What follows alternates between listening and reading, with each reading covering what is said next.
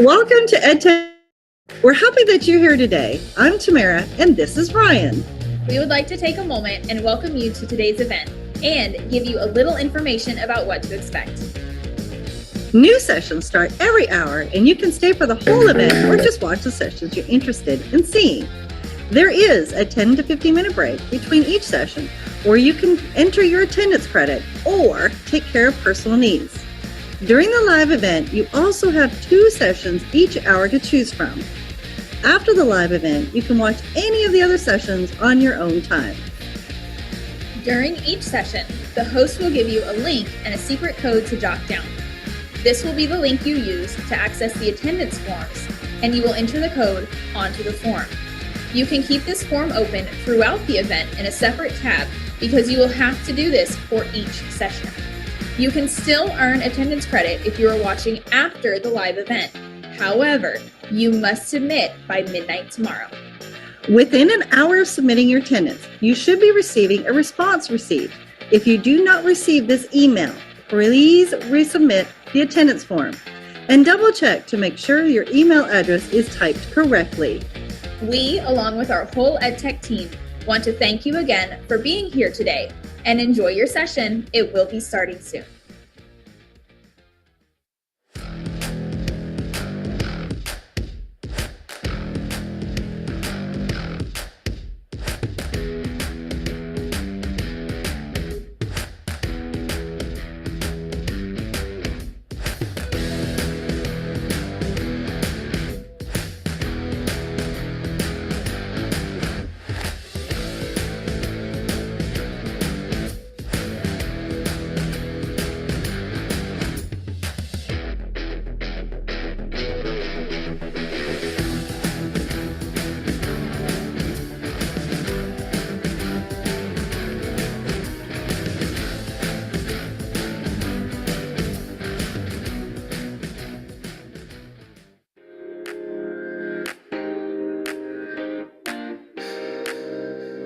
We all like to see so many cool GIFs. Did you know that you can make a GIF right inside of Canva? Open up one of your projects and you will see text and graphics. Notice at the top the word animate. When you click the word animate, look at all the different type of animations you could add to your graphic. If I click simple, you can even see it at the right. It will preview it. I'm going to click fun because I like to have fun. Once you are finished choosing your animation, go up at the top, go to share, and go to download. Then click the file type, and you're going to just simply click GIF and download it. And voila, you now have a GIF.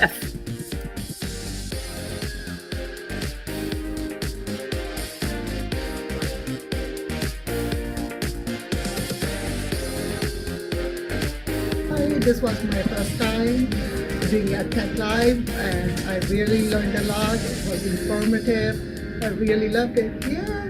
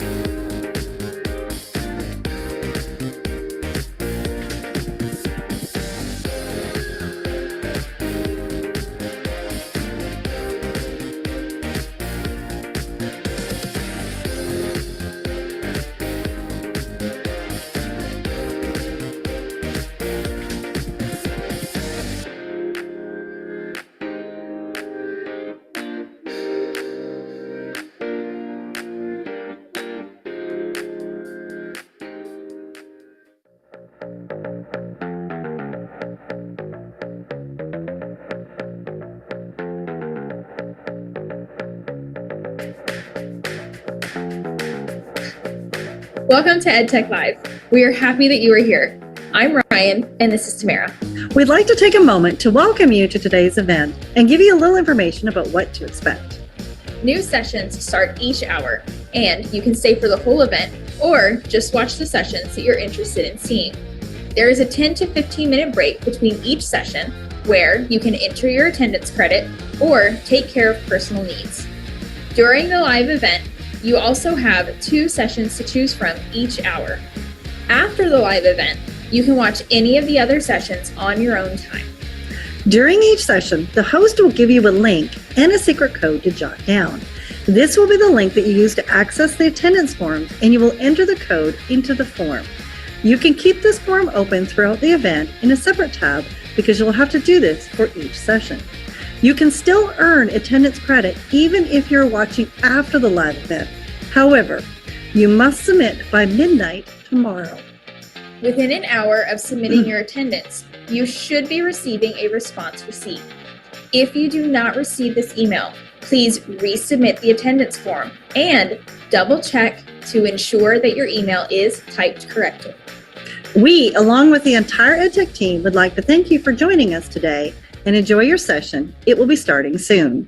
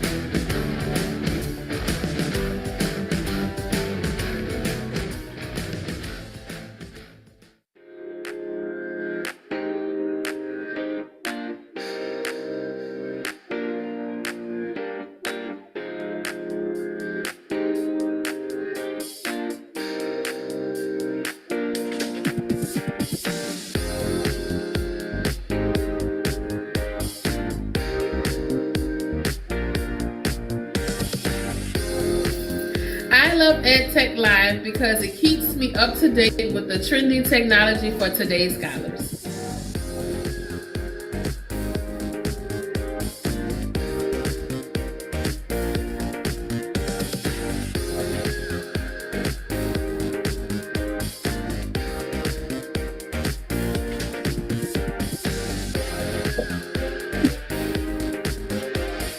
Have you ever wanted just a tiny bit of a YouTube video that you found online to show your students? The new YouTube Clip feature will allow you to do just that. From your YouTube video, click on Clip at the bottom. This will open up a pop-up where you can add your description. YouTube clips can be between 1 and 60 seconds, and you can choose the exact time that you would like your clip to be. You can also click and drag the handles to determine how long you want your clip to be. Once you're done, you click on Share Clip, and you'll get a unique URL that you can use that will only be for that little tiny clip that you have created.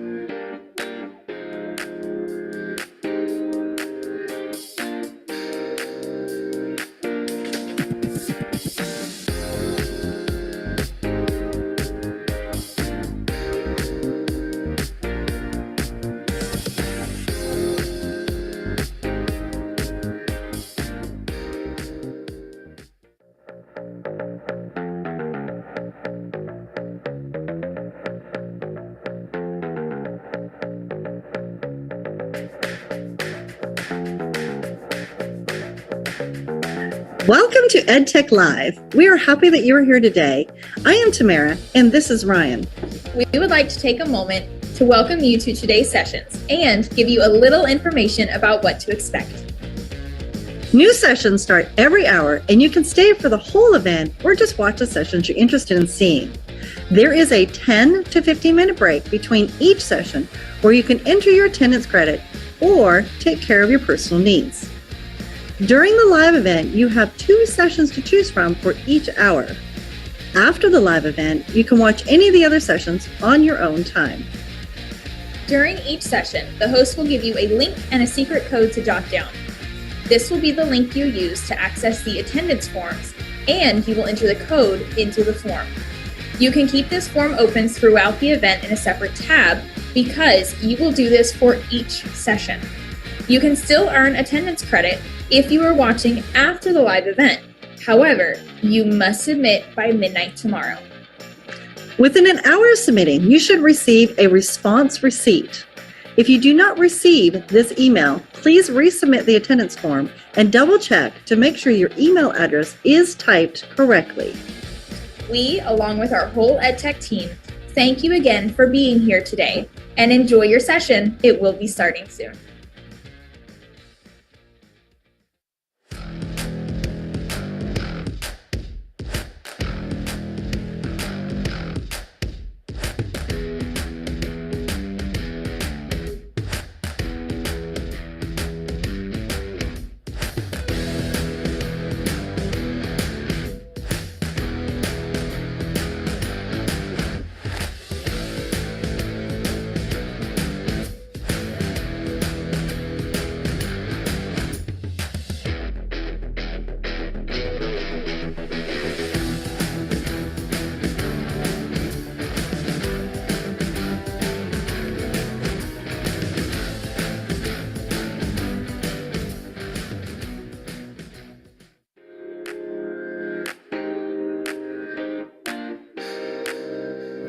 If you accidentally delete or move or do something that you didn't mean to do on a slide or a document, don't worry, simply press Ctrl-Z as an undo button.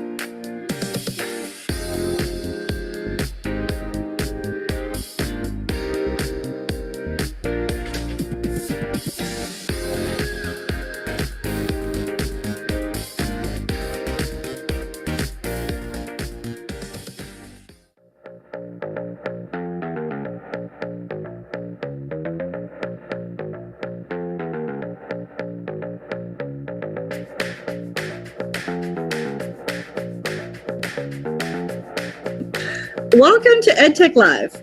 We're happy that you're here today. I'm Tamara, and this is Ryan. We would like to take a moment and welcome you to today's event and give you a little information about what to expect.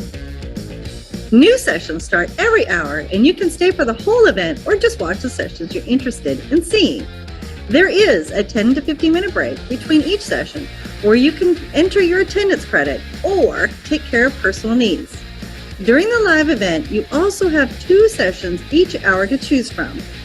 After the live event, you can watch any of the other sessions on your own time.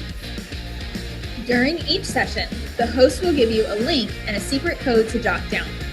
This will be the link you use to access the attendance forms, and you will enter the code onto the form.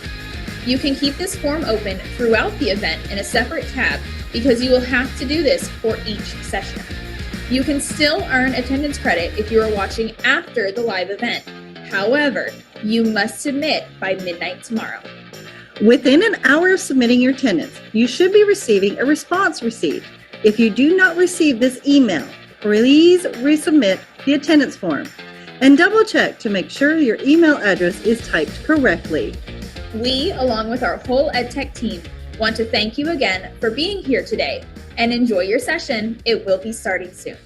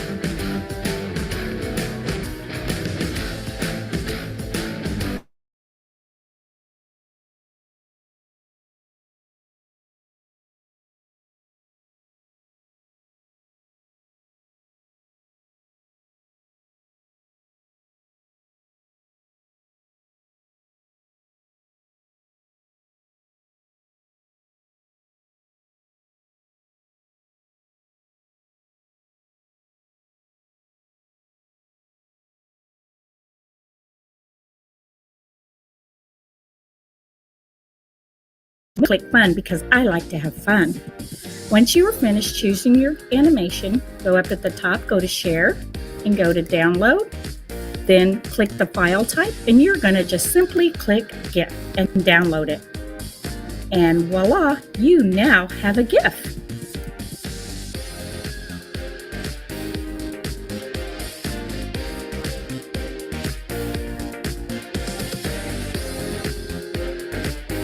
This was my first time doing EdTech Live, and I really learned a lot. It was informative. I really loved it. Yeah.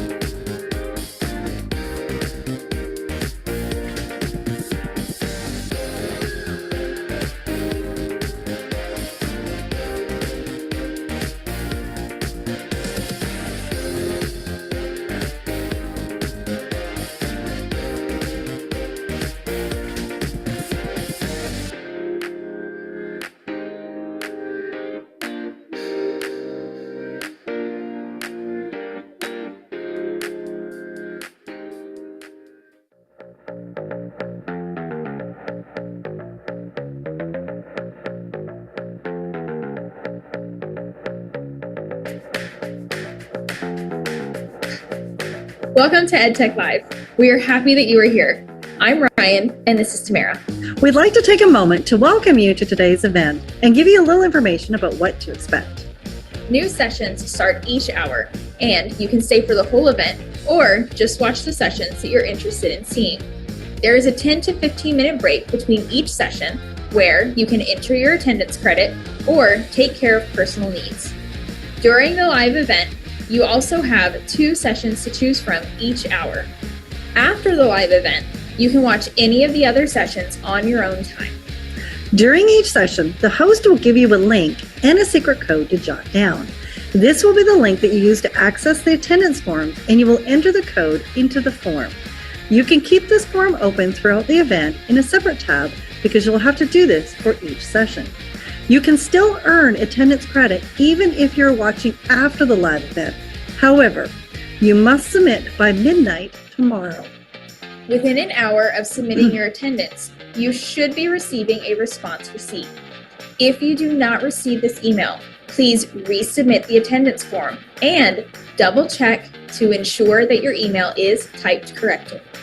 We, along with the entire EdTech team, would like to thank you for joining us today and enjoy your session. It will be starting soon.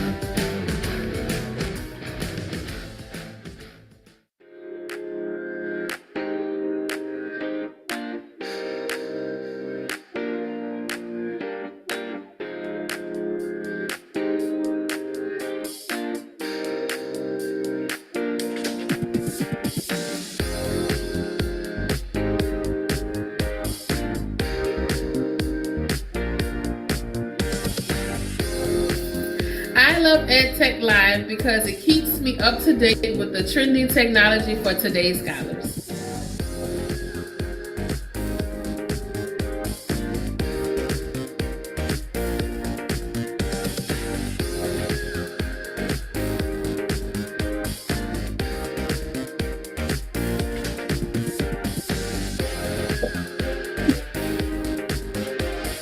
Have you ever wanted just a tiny bit of a YouTube video that you found online to show your students? The new YouTube Clip feature will allow you to do just that. From your YouTube video, click on Clip at the bottom. This will open up a pop-up where you can add your description. YouTube clips can be between 1 and 60 seconds, and you can choose the exact time that you would like your clip to be. You can also click and drag the handles to determine how long you want your clip to be.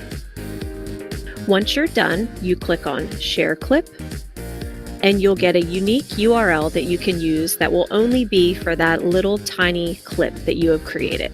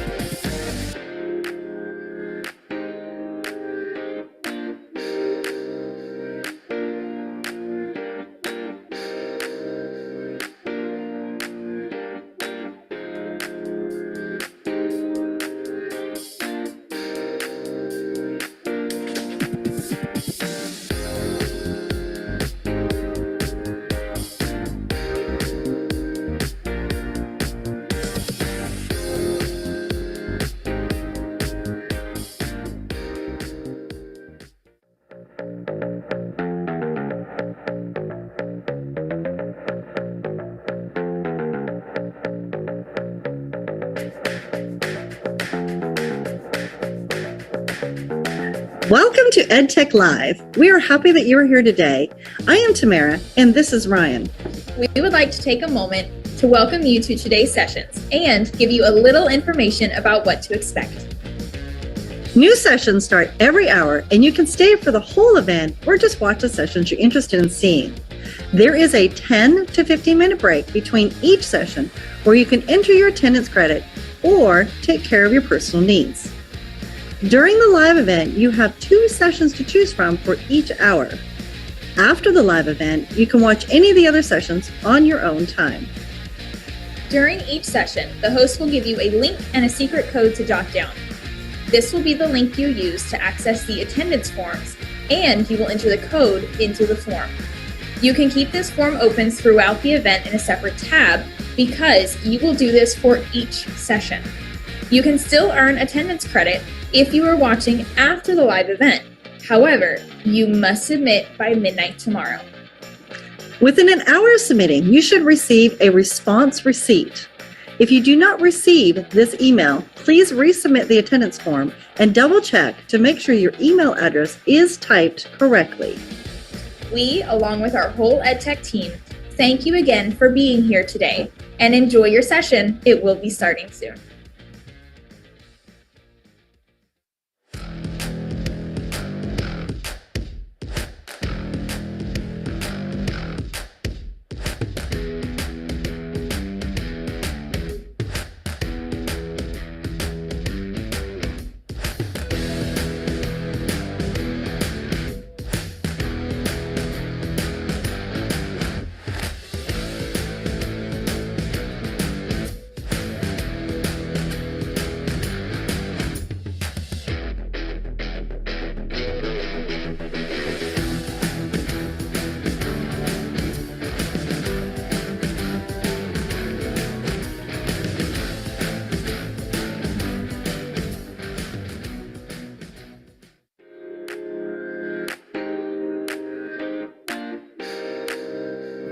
If you accidentally delete or move or do something that you didn't mean to do on a slide or a document, don't worry, simply press Ctrl Z as an undo button.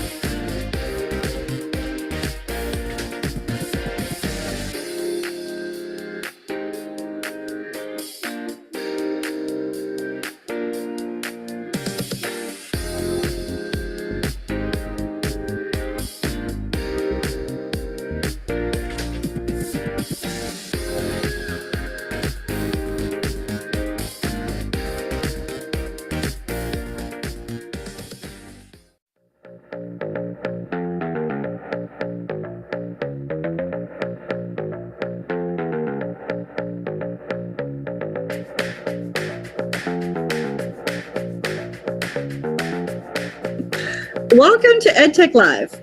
We're happy that you're here today. I'm Tamara, and this is Ryan. We would like to take a moment and welcome you to today's event and give you a little information about what to expect. New sessions start every hour, and you can stay for the whole event or just watch the sessions you're interested in seeing. There is a 10 to 15 minute break between each session, where you can enter your attendance credit or take care of personal needs. During the live event, you also have 2 sessions each hour to choose from. After the live event, you can watch any of the other sessions on your own time. During each session, the host will give you a link and a secret code to jot down. This will be the link you use to access the attendance forms.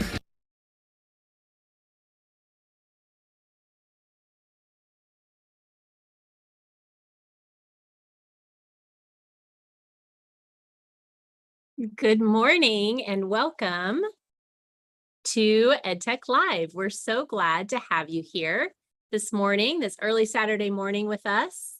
My name is Shannon Vickers. I am with the Cypress Fairbanks EdTech department. And I'm Amy Kiner, also with the Cypress Fairbanks ISD EdTech department. So glad you're here today. All right, so many of you may have joined us before for EdTech Live, and welcome back to those of you that have been here before. If this is your first time, we just want to tell you a little bit about what to expect today. So with EdTech Live, we have 2 channels that are simultaneous streaming, and we will have 4 sessions in this channel, and there are 4 other sessions that are going on at the same time in channel A. You can access all of the sessions by going to our website, which is bit.ly/edtech-live. So I'm going to share a page here real quick just to show you the great sessions that we have in store. One moment. Open this up.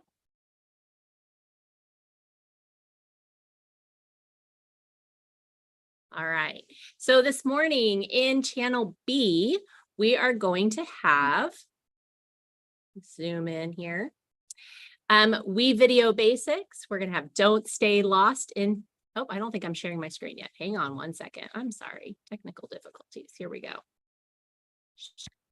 Now you can see it. All right, so this morning in channel B, we are going to have WeVideo basics in the classroom, then don't stay lost in translation, Schoology Assessments 101, and are your files safe from delete day? So we have great sessions with amazing presenters, and then at the same time, we will have these 4 sessions in room A or channel A.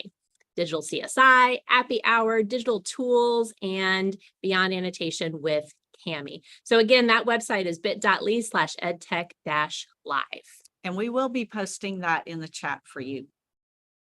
So along with our awesome sessions, we know that you are excited to earn PD credit along the way. So in order to earn your credit, we're going to be taking attendance, and we're going to be sharing a secret code during each session. You're going to watch for the code, and you are going to be putting that in the attendance at the end. The attendance link will be posted in the chat. So each session will be reposting that attendance link, so you'll have easy access. You'll be entering the attendance code. And then even after the event today, after the live event, you can go back and watch other sessions from either channel. Watch for the secret code again, enter that into your attendance, and then as long as you submit by Sunday at midnight, you will get your PD credit. All right, that sounds great. So watch out for those secret codes. A couple things also to help you out with navigating in YouTube and also possibly doing things alongside the presenters, because they are going to be showing you some great things that you might want to try right away. So we're going to show you a few things that you can do in YouTube while you are participating. So I'm going to just come over here. Here is our YouTube live. So here are a couple things that you can do while you're watching the YouTube session. Let's say that you need to take a break, take care of something. The dog is barking, someone's at the door, whatever it may be. I know, right? Whatever it may be. you can come right up here and pause the live stream. So you can pause the live stream, take care of what you need to take care of, come back, press play, and pick up right where you left off. So don't worry about having to step away for a moment. You're not going to miss anything. You can pause it. And then if you want to catch up a little bit faster, you can scrub. So you just move the dial along the bottom here. You can also make us talk faster. So if we're talking too slow for you, you can come right up here and do playback speed. Now, this is only if you have paused it and you're catching up. You can't make us talk faster in real time. What? I know. So sorry. But you can speed it up or slow it down here. Right? That was right here under playback speed. And then finally, here's how to do a side-by-side share screen so that you can see the YouTube on one side and you can see or you can open a program or something that we're telling you about or one of the presenters is talking to you about, such as WeVideo in our first session. That would be on the right-hand side. So that is a little trick called split screen, excuse me. Let me just bring this over here. So here's how to split your screen. You use the Windows key and the left or right arrows on your keyboard. So I'm going to do that right now. When I hold down the Windows key and the left arrow, of course, it's going to do it on my screen that you guys don't see. So let's stop. Share that again. Share it down here. Okay. Try that again. So I can bring the YouTube down here. So here I am watching the YouTube. Now I want to try something out. So I'm going to Windows key, left arrow. You can see the YouTube went over here. So now if I am in another tab and I'm on our first session, let's say is about WeVideo. And I want this to be on my right-hand side. Windows key with the right arrow. So now I can see side by side. So I can try things out while I'm watching the session. All right. We are going to get started with our first session. Stop. And don't forget to tweet. We have our hashtag and our Twitter handle in the chat right now. So take photos of your learning today, and we'd love to see you tweet that out. Absolutely. All right, I think it's time for our first session. Awesome. Who do we All right. have? Who do we have? We have Mr. Chris Foster with us today. Hi, good morning, everybody. Welcome, Chris. All right, hold on one moment. To make sure that I can hear you. Is everything good? Yes, I just needed to change my speakers. They flipped on me. Don't you just? Oh, no. Happens. All right, Chris is here to talk to us. He is what grade do you teaching in? Remind me. I teach 7th and 8th grade middle school. 7th and 8th grade middle school with Cypress Fairbanks. We're so glad to have you here. And he is going to be teaching us all about WeVideo basics with a little bit of advancement too. Some magic, I think, right? All right, welcome, Chris. Thanks for being here. Take it away. All right, good morning, everybody. Thank you so much for coming out to our WeVideo tutorial. Now, today what we're going to be going over is some basics of how to work with WeVideo, how to create a classroom, how to get your students into that classroom because they kind of have to be there. And then we're going to work on what is the editor, what you need to be doing inside of WeVideo, and how to actually export your videos from there. After that, we're going to go ahead and talk about some advanced workings throughout WeVideo and how you can create small mini lessons for your students by changing the size of your tracks and your layers. And then at the very end, we're going to do a little bit of green screen magic. So before we move any further, I kind of need to be able to show you what I'm working on my screen. That might make a lot of sense. So we're going to share that screen with y'all. Boom, there we go. So when you log into WeVideo, one of the very first things that you are going to see is Classroom or Classic, okay? So I'm going to give y'all a second if you want to follow along with me. That way you can work along. So I'm going to give you about 30 seconds to log into your WeVideo if you have one. That way you can follow along if you so wish.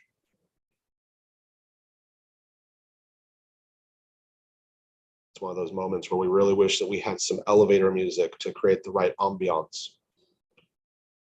So we're going to go into the classroom itself.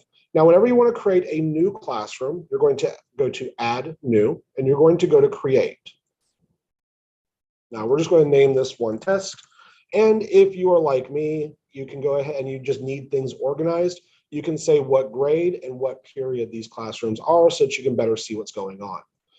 Now, what we're going to do is we're going to go into our test classroom. If you want your students to be able to get into this classroom, the very first thing that you will do is you'll have them log into WeVideo and join your class with this code right here. Give them this code and have them log in, and they'll be a part of your classroom from there on out. To create new lessons, you'll just go to a create assignment. It very much is a lot like Flipgrid, where you create assignments. Now, the big thing is they're actually working with a video editor. So we might want to actually know what the video editor does and how that works. This part's super easy. So we're going to move into the video editor. Now there's two options to get to your video editor from here. You can either go back to wevideo.com and then click on Classic, or you can just click up here and go to Classic mode from there. I like this one because it's easier.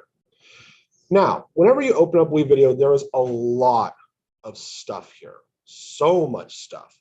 I'm going to walk you guys all through this, okay? No worries, I'm here to help out. So the very first thing that we have to look at is this section right here where it says full featured editor and simplified editor. Now, me personally, I only work in the full featured editor. I like more tools in my tool belt, so to speak. The simplified editor will only allow you to work with a layer of video and a layer of audio. It's perfect for beginners, but after today, we won't be beginners, so we won't have to worry about it too much. I will, however, click into it so you can see what it looks like. You always start with your video projects. You'll notice that we've just got our one layer of audio, and you got your one layer of video down here. Very simple. So let's go back to Classic. Well, let's go back actually to our dashboard. Before we click into the full featured editor though, I want to show you guys a couple things that you can work with. So over here, we've got our create new. We've got create new video. It'll ask you over here if you want to be in the full featured or in the simplified editor, recording, GIFs or GIFs, and podcasting. Now, for video, this is where you are going to take materials that you've already created to compile something together. The recording option allows for you to do this as well, but it also allows you to record materials on the go for what you need to do. The GIF option will ultimately just create small GIFs. I very rarely use this option, but if you like GIFs, this is the way to go. And podcasting only works with audio. Podcasting works with audio. This is actually a perfect way for your students to create podcasts, to demonstrate their understanding of the work that they're doing, to demonstrate skills, and to also tell you about small things and to get them more accustomed to utilizing audio software. From there, we have our templates. Now, templates are WeVideo created materials that already have things placed down into areas, and you can just copy paste, you can manipulate what's in that area. They're actually very good. So you got our mini lesson for K through 12. If we click on that, it's going to take us into our editor where WeVideo has already done a lot of the work for you. Okay, they've already done a lot of the work for you. So all you would have to do is change the text here, and I'm going to show you guys how to do that later. Don't worry. Our learning objectives, what you're going to be working with, some small video samples. It's very nice if you need something very quickly. Okay. From there, projects. Now, projects are materials that you have been working on in the past. They're a little bit different from media because these are only things that have been created that you have worked with. In media, these are things that you've uploaded and created. And so you'll be utilizing these quite a bit in the media area so that you can properly utilize your materials down the line. Okay. Now, if you just want to find something very quickly that you've already created, you know that you want to use it again, you'll go to your export section, Everything that you have exported through WeVideo will be found here. Okay. Very easy, very simple. I like WeVideo a lot because everything is placed in an area where it's easy to find. Now, let's go back up here and let's start talking about creating videos. So when we hit recording, it's going to give you a couple of prompts. The very first one is, where do you want to record from? Now, I almost always, when I'm doing just videos like this, will work with webcam. And I like to chunk up my videos, and I'll explain why in a little bit, but I like to do segments of my video to get me where I need to go. So if I just want you to see my face right now, I only work with the webcam. If I want you to just see the screen, we're going to work with the screen. And then from there, screen and webcam, it's going to do a combo of both.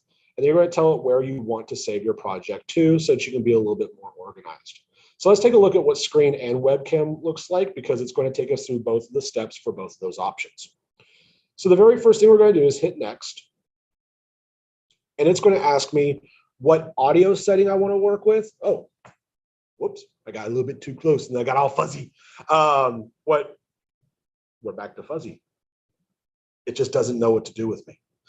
We're going to start with what kind of video we want to work with and what kind of audio we want to work with. Now, for most people, you're only going to have one source of video and audio that you're working with, unless you're like me, where you like to work with multiple different sources.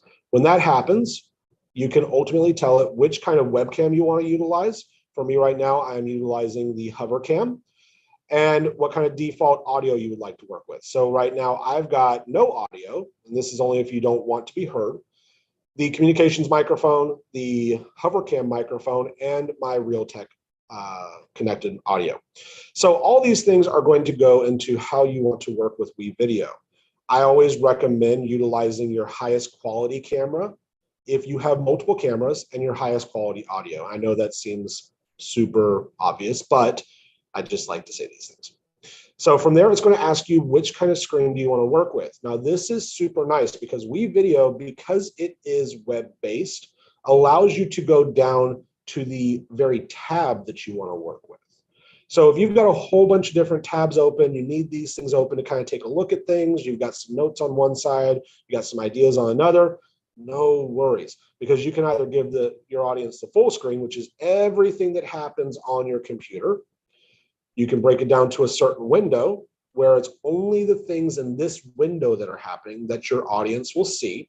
So for right now, you notice that I've got 3 windows open. I've got my downloads folder open. I've got my WeVideo, Google Chrome open, and I've got my meeting controls open. If I only want you to see what's happening in the meeting controls, I would click on that, and that is all that WeVideo will record. You can even go even further to only look, oops, you guys get to see the gifts I'm going to give you a little bit later. Only see a single tab as to what you're recording. Okay, so let's go ahead and we will do a little bit of inception here, and we'll do share. Now we're getting ready to record. We're only going to let this sit for a minute because we really want there to be a little bit of time to give you something to work with in the timeline. So we're going to say stop sharing.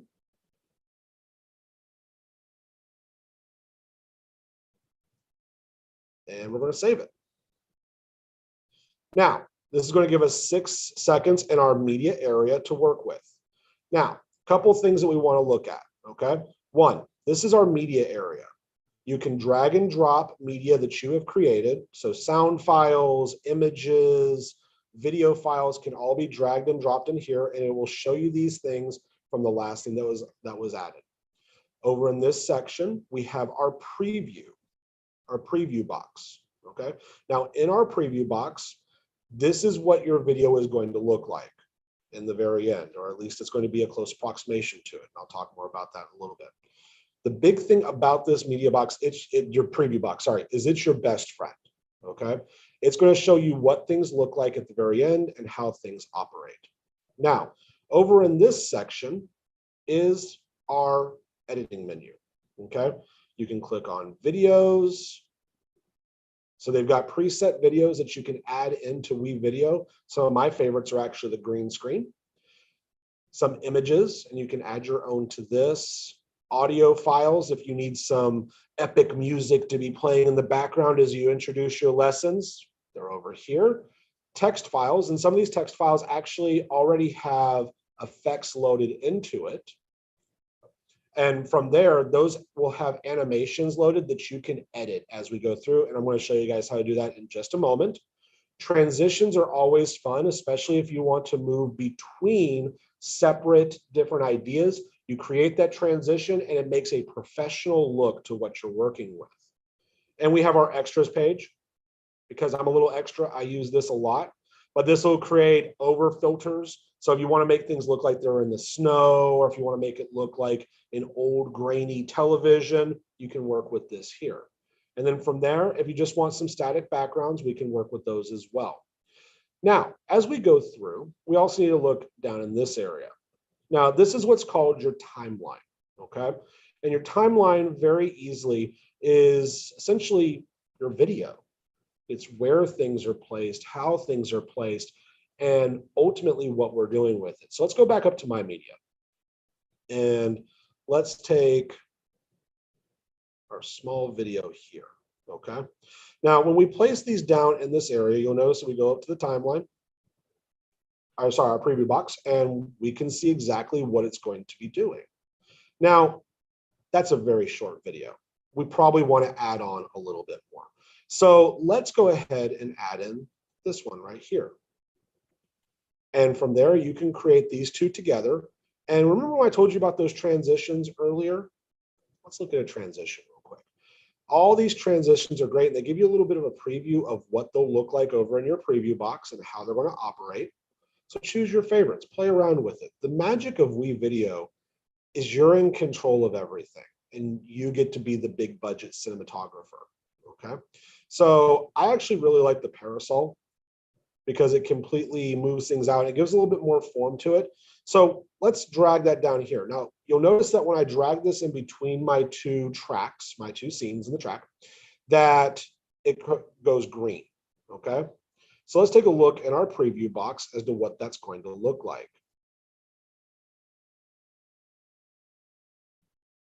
And boom, we move right on to the next track, okay? Now, the nice thing about this is we can do these in layers. And I'm going to show you the layering function in a little bit. And the reason why is because some of your best WeVideo videos are going to come from the manipulation of layers, all right? And we can look at layers like this. It's a stack of waffles, okay? When you look at the waffles from above, you can only see the one waffle, right? But if you made a small waffle on top and a big waffle underneath it, you can see those together, or you can arrange them around. Again, I mean, I know what you're thinking. He's a fat guy. Of course, he's going to talk about waffles. But it's quite literally the best way I could think of it is the more you stack on top and the less you compress them, the less you'll see. But we'll talk about that here in a second. Now, let's say we want to work with the different workings of this, okay? So when you put in a video into WeVideo, okay, ultimately what you're going to be working with is the audio and the video at the same time. Now, if we want to manipulate the audio and the video, what we can do is we can go to show height and we can change the track height. Now, this does not at the current have any audio. So let's go ahead and let's go back into one of mine that I know has audio right here. So it'll show you what the audio looks like and the video as you go through. Now, if you want to manipulate the audio and the video, what you can do is go to show levels.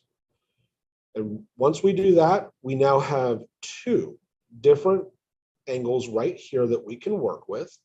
And this will allow us to change the opacity of what we're working with. So if you've got a background that you want to work with from there, you can ultimately change the opacity if you want to have something look a little more ghostly on top or just as an overlay. And you can also work with the volume down here. Now, I find that if you want to get something to kind of, you've got this epic music playing, but you really want it to kind of fade out as you go into the next slide, well, ultimately you can do that. And one of the things that you can do is you can add in additional anchor points into your audio so that they can change as you go through and you get to control it. And it's going to work like this. Now you notice that it kind of looks like a roller coaster right now. The steeper this goes, the faster it's going to happen. So if you want to really kind of just peter out, what you would want to do is work with it like this.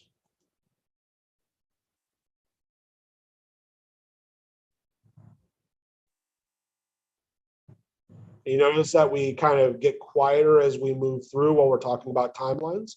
That's how you would do that. If you want that fade out effect, you're just going to give yourself those anchor points and you're going to kind of dot it down as it goes through. That way it goes nice and slow. Or if you just really wanted to go quiet real quick, put that anchor point right before and then drop it down. Kind of like dungeon drop. Chris, sorry to interrupt you, but I think maybe when you shared your screen, did you check on the share sound? Because we didn't hear the sound just now. Oh, no. So maybe you could replay that because I think that would be really cool to see how that worked. Let's take a look. So like mute. No, I don't want muted. Switch to audio, leave microphone. How do I do that? So maybe the best way would be to like stop sharing and then share again, and then make sure to click the little check box. Let's do that real quick. See if that says share sound. Share sound. There we go. Okay, awesome. Thank you. I didn't want to interrupt, but I was like, I want us to be able to hear it. I apologize, y'all. My bad. No, you're good. Thank you. All right. So you guys notice that we've got these little anchor points now. Let's take a listen. Sit for a minute because we really want there to be a little bit of time to give you something to work with in the timeline. So we're going to say. So you notice how it kind of goes down on the volume. And you can do the same thing with the opacity as well. So let's go ahead and let's put a background in. All right. Nice orange background. Boom. And if you ever want to extend your timeline for images, it's very easy. All you do is you click and you drag for as long as you want. Now, remember our waffle reference from earlier. Once this video is over, your timeline, when you go to a preview, is going to continue on for as long as the last piece of track is there, okay? So we want to just make sure that it ends right with this portion. We will want to line it right up there. Now, we'll go ahead and we want to see my beautiful face for as long as possible. So we'll do that instead. And let's say we don't want to hear this track anymore. So there's a couple things we can do. We can either just make all these levels 0, or we can just mute the track. And at that point, it quiets down. So you'll notice that I'm now fading into the great orange of the beyond, okay? So this is a very easy way for you to create your own transitions to work alongside the other transitions if you so wish. I really like to work on my own stuff because I like to have control on it, but if I need to work quickly and I've got something that I know is coming up, the WeVideo transitions are in and of themselves fantastic, okay? So we have our Wonder video right now. It's amazing. We're going to unmute the track. So how do we get it out there? How do we get it out there? Well, quite simply, we're just going to go up here to the words finish. Okay. Once we hit finish, it's going to ask us for the title. So I'm going to change it from my video 14 to my awesome video 14. Because, we like to set standards. And we hit set. Now, WeVideo gives you a couple of options when you work with this, okay? It will ask you, what do you want to export? So you can work with the audio only, you can work with the GIF, or you can work with the video. Now, I find this is very helpful when I've already created videos, and I know that there might be no need for the audio, okay? Well, I still want all that amazing video quality, so I can just create it as a video. Or if I don't need the picture, I could just make it as the audio. Or if I want to be able to loop on itself and it's already fairly short, I can export it as a GIF. Now, from there, resolution. I always go with HD. No matter what, I always go with HD. I'm fairly certain I've always got enough space in my Google Drive. I've always got enough space on my computer for HD. In the audio visual game for videos, you always want it to be as clear as possible. The only time I go with SD is when I know that it's always going to be small, or if I need it to be uploaded quickly, This is just a lower resolution file. Our HD, however, is going to be higher resolution. It's going to be larger for our students to be able to see. Again, I always go with HD. Now, it's going to give you 3 options of where to export it to, the destination. One will be a WeVideo download, okay? The second will be your Google Drive, and the third will be your OneDrive if you like Microsoft. Now, you can actually, you have to be signed in. You notice I'm not signed in with Microsoft, so I clicked on Google Drive, it was fine. Microsoft, however, decided that it needed to pop up because I'm not actually logged into my Microsoft. You have to be logged in for these things to connect together, okay? So choose whichever one works as the best for you, and you can mark your exports as public if you'd like. From there, if you've selected Google Drive, it'll actually place your file into your Google Drive. If you've selected it as a download, it will give you a download link, and then you just hit export. Now, you don't have to sit here the entire time for the download link. It'll actually let you know in your email when you are finished, okay? If you've got that set up. I like to sit here and do it. I like to sit here and wait for it just to make sure that everything works out properly. But that's only because sometimes connectivity issues, if I've got those at the time. Other than that, I don't worry about it. I just let it go on through.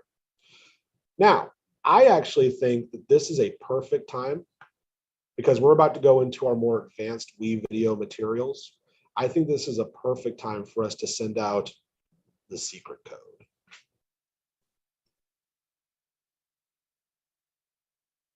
As I get set up for the next portion, we're going to delete all that. Actually, no, we're going to keep it. We've got awesome videos to work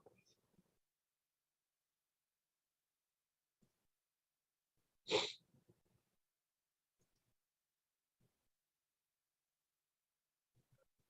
All right, we ready to send out that code?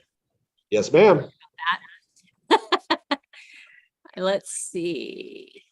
I'm going to stop your sharing and steal it for a moment. All right. All right, the secret code is basics. Not because we're basic, but you know, because we're doing WeVideo basics. The secret code is basics. The links will be placed in the chat. The code will not be placed in the chat. So please make sure not to share the code in the chat. And the links will be there so that you can easily click the link to get credit for attending this session, although it's not over because the magic is still to come. All right, so in district, Sci-Fair employees, go to bit.ly/edtechlive, capital CFISD. Out of district, go to bit.ly/edtechlive, capital visitor.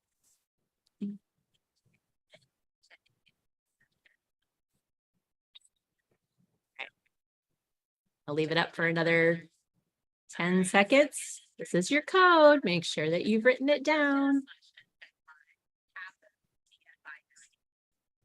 All right. Back to you, Chris. All right. So let's take back over real quick. We're going to reshare the screen. We've even got sound this time. Excellent. All right. So the very first thing that we want to talk about is clipping. Okay. Now, this is where the first part of the magic begins. Sometimes what you'll find is that you don't want all of a clip, or you want something to happen in the middle of the clip. Okay. So what you'll do is you will go to the space where you want to separate these two tracks on the timeline into a different part. So we'll just choose a random piece right now. Let's go back over to my face. And what we're going to do is we're going to click on this button right here, these scissors. And we are going to clip it in two. And what this does is it changes this track into two different areas. Now you'll notice that my kind of roller coaster is still roller coasting.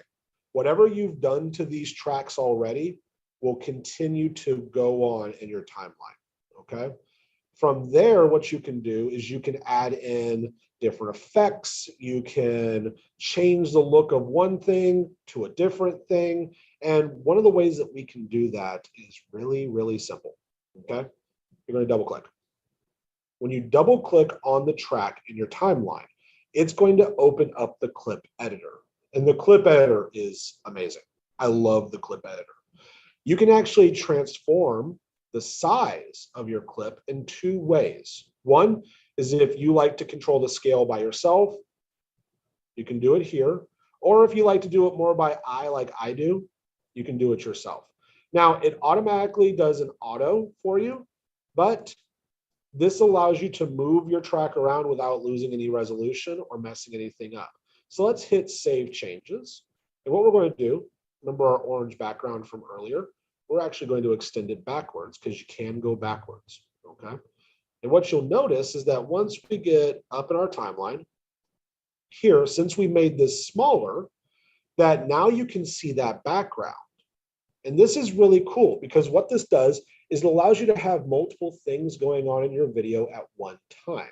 Now, I want to show you a couple more things before I show you an end result of what that could look like, because I've done this a couple of times throughout my classes to create little mini stations for students where they get a question at the beginning, they get a video, they get the question again, and then they get a timer to work on it for their small group, well, not for their small group, for their blended learning lessons.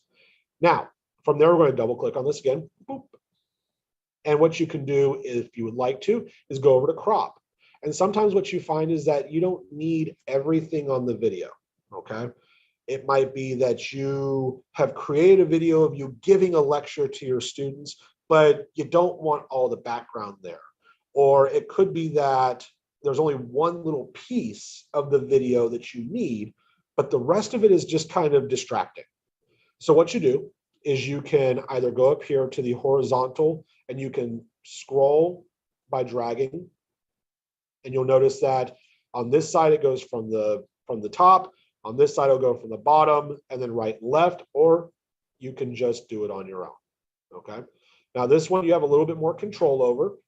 It does not auto snap to be at the same ratio. So you can choose what exactly you need. And then from there, if you have messed up a little bit, you don't have to do it all over again.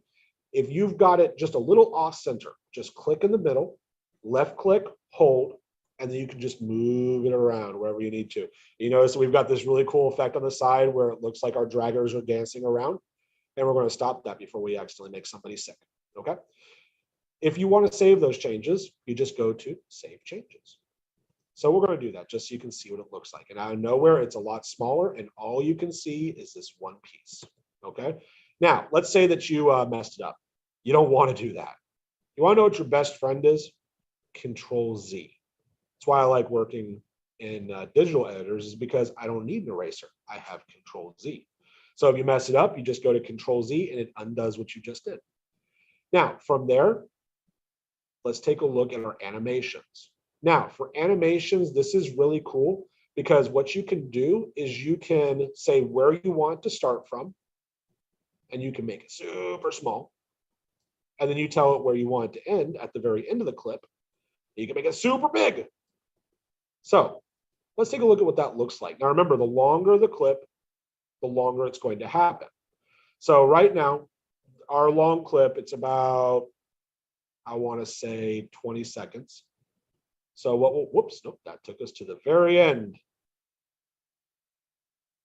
So you'll notice it now kind of comes in on that animation. The shorter the clip, the shorter the animation happens. I'm actually going to show you something really cool that you can work with in utilizing animations if you want to create, say, targeted annotations for your students, okay? And we're going to stop that before the world blows up. We're going to say Control Z. And let's go back to our here, okay?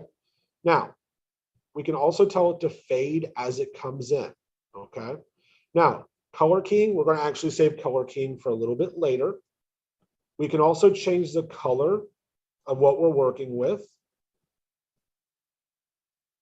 so we have a better idea, because we still have the animation involved. So we can change the brightness to however we want it to be. We can also change the contrast, so we can make it more gray, or we can really turn those colors up, okay? We can also make the saturation the same way, okay? Make it gray or really turn it up. We can also change the hue, which will change how your students can see it. The temperature, which makes it warmer or softer colors, and the tint. Okay. Play around with this. Like I said, the nice thing about WeVideo is having fun with it. It's having fun. From there, we can work with our motion. If you want to speed it up, you can. If you want to slow it down, you can. And the nice thing about this is if there are sections that you've got a long video and you want to create that effect that we sometimes see in like YouTube or other media sources where you've got the video going and then out of nowhere they go, well, speed it up. Make those clips in the track, speed up that one middle section that you really want to get through fast, and then move on to the next section. Okay. This is a nice effect for your students if you've got a long piece that you want only segments from, and you don't want that choppy, we've got segment 1, and then we just move straight to segment 2, where it's very noticeable. You can do it this way, where you just speed on through that section that they don't truly need and get to the next portion. Okay. So we're going to hit cancel. From there, we've worked through resizing our tracks. We've talked about our sound levels. Now, let's talk about our filters. Okay.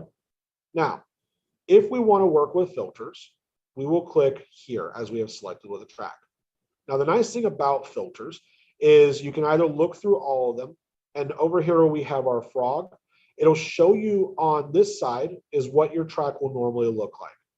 When you go to a filter, it'll show you on the right-hand side what that filter is going to do to the track, or what it should look like in the very end. Now, there's a lot of filters here, a lot of filters. It's almost overwhelming with how many there are. So what you can do is you can go into your sections and you can look at exactly which ones are which. So you've got only 12 bleach filters. We've got 12 candy filters that kind of up the hue and the contrast of things. We've got our mono filters, which is just going to place a tint over the entire material. You've got your subtle features, which change things ever so slightly. And then we've got our effect features. Now, there's only 2 here. There's blur and there's sharpen. And again, you can work with these to create transition effects of your own if you would like to. Now, the next part that we want to look at is we want to look at what we can do with this in the classroom. Okay. So what we're going to do is we're going to scroll on down. Gotta find it first.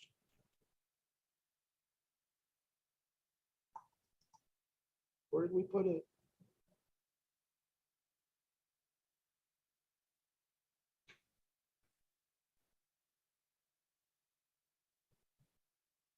No, it's not in here. I apologize, y'all. I had this last night. I promise you I found it. Here we go. So what we can do with these is we can actually combine a lot of our videos together and a lot of our segments together in order to create little mini stations for our students. So what we're going to do is we're actually going to delete all of this. Very simple. You just select everything and you hit the delete button and it gets rid of everything.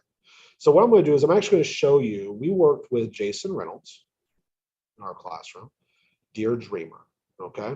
And what we did was we created little mini stations for the students to work in, and we gave them a timer for how long they had to answer questions.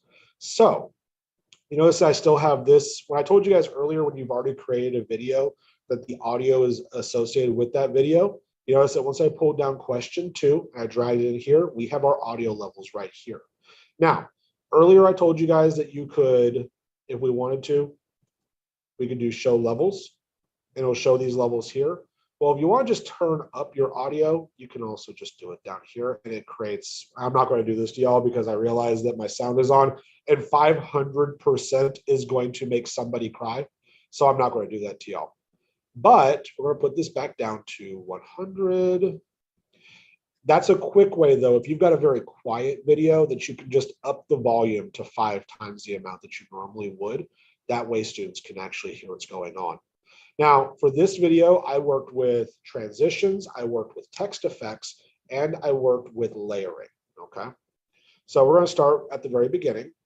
You notice I've got that text come up, and I'm going to show you. I promise, I didn't forget text. I promise you, I'm going to show you. And we have our transition into this part, and it moves us into question 2.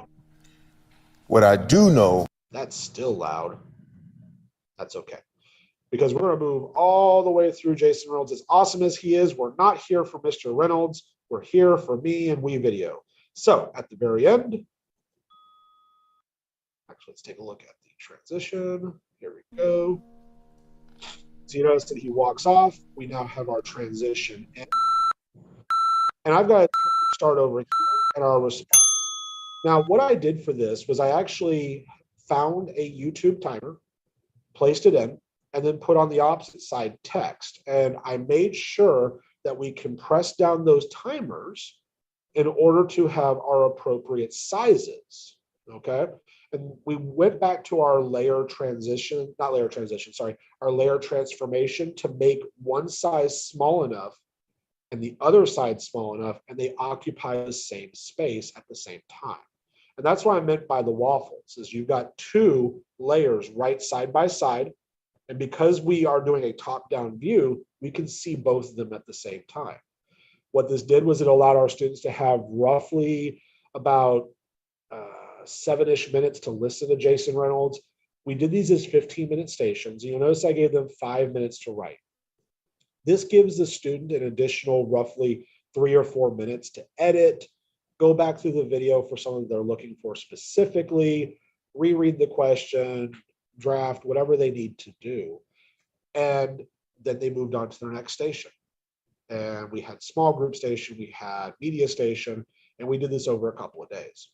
WeVideo is fantastic for creating those automated technology stations where you can take videos that you have, you can create videos, and then you can put them together in order to educate our students through blended learning.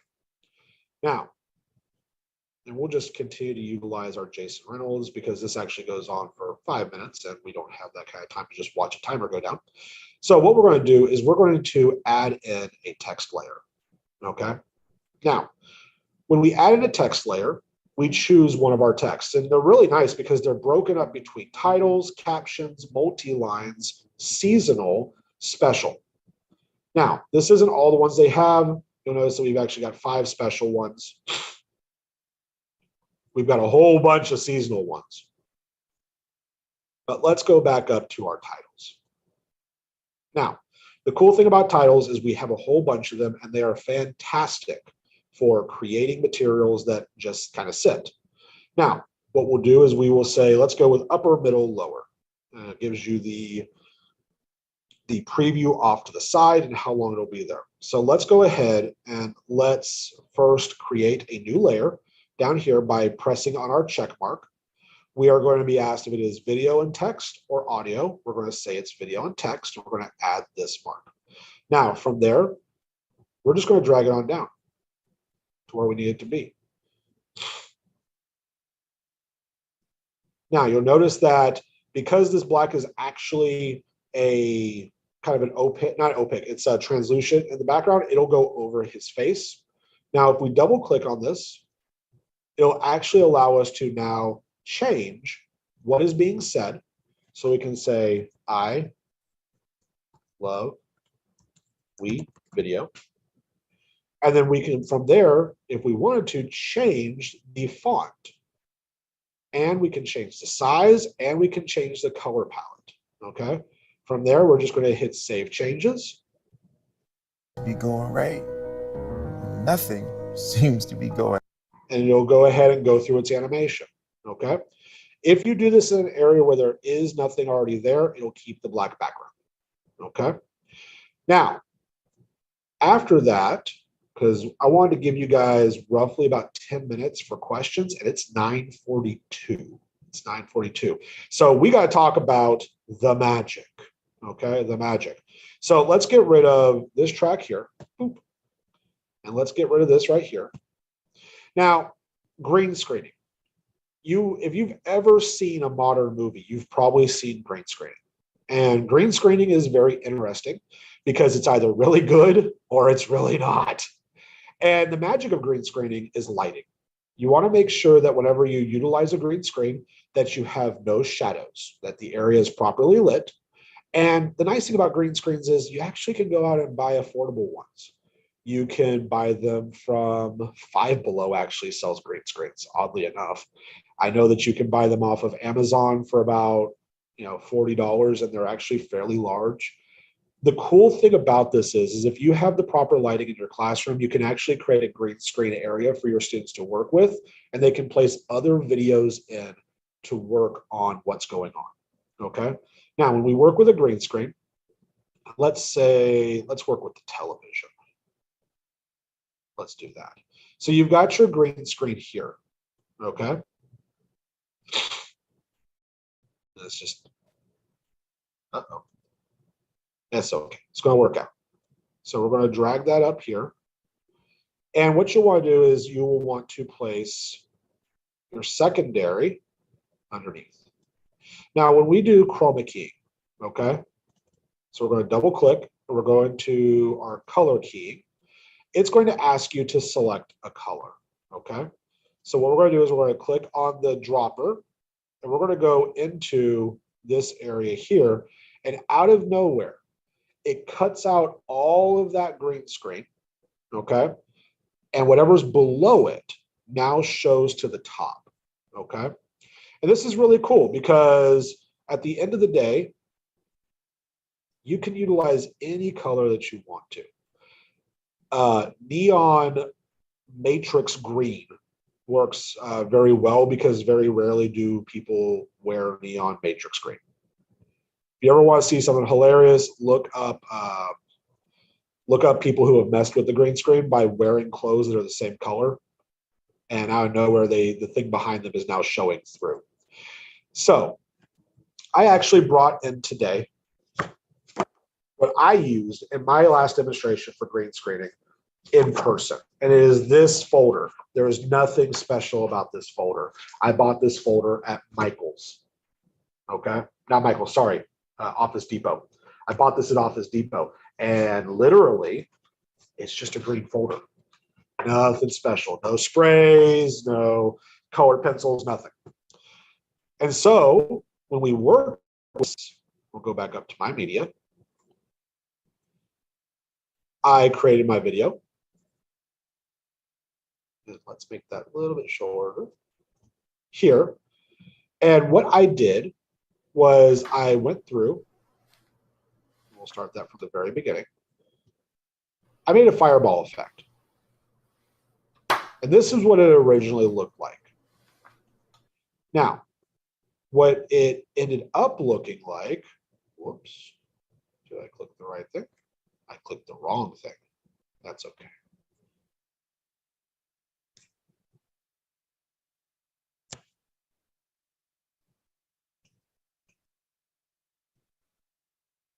So what it ended up looking like is this in the very end.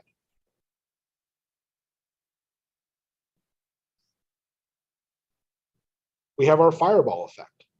Now, this is very simple to do, okay? When we go through, the very first thing that we're going to want to do is we're going to want to find the exact moment where I flick the material. And I got close, and if you hit over on your directional, so your up, down, left, right arrows, if you hit over where you want to go, it'll be a little bit more precise, okay? So what we do from there is we click and we do that clip from what I told you about earlier, where you separate the track out, okay? From there, what we're going to do is we're going to go down to videos. We're going to find an appropriate video. It's taking just a moment to do so. I apologize. We might just end up going back with the grapes. That's magical enough, right?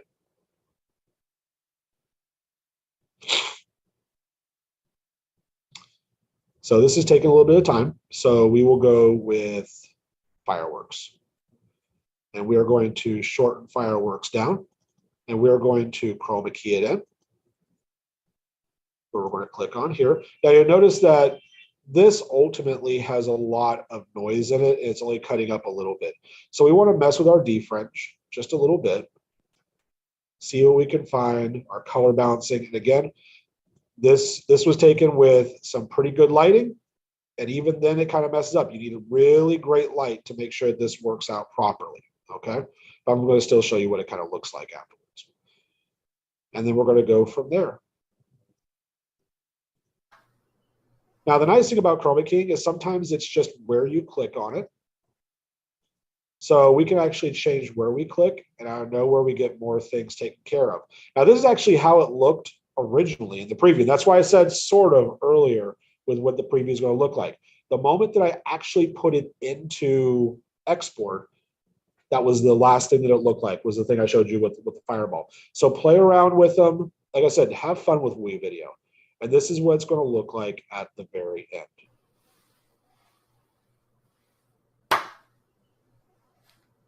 And out of nowhere, we've got fireworks going on. And like I said, play around with it. Because there was that motion, it created some shadows, but at the very end, it was A-okay. So it is now 9:49, and I went past about 5 minutes for the questions. No, So- you're fine. You're fine. We actually haven't had too many questions, but I think that people are anxious to rewatch, try things out on their own. Okay. And I know that you had shared with us a couple presentation links. Do you want to talk to us about what those are? Yeah. So that and then we'll post them in the chat. Yeah, of course. People to access. So, oh, sorry, I apologize. Go ahead. No, you're good. So I actually, whenever I do a development like this, I always like to give out notes because I know that sometimes I talk real fast. And so what I've actually provided today, and we're going to put those in the chat for you guys, is 2 presentations, 2 Google Slides that have a copy on them. So it's not like once you click on it, it's a once you can see it and I'll make it private. No, this is for you to keep at all times. You can keep this forever, for as long as you want it, or for as long as it's relevant. And we're going to put those in. The very first one is the basics of WeVideo. It's how to get into your editors. It's how to export. It's how to work with levels. And then our advanced tips, things like chroma keying, layering, how to transform materials, and working with our text.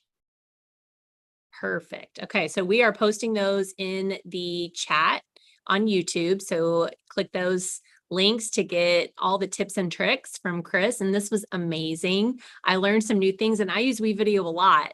So I was like, the opacity changes to make your own transitions. Very simple, but looks super professional. And that's one of the things that I think WeVideo is really great about. It allows us to all feel like professional video editors.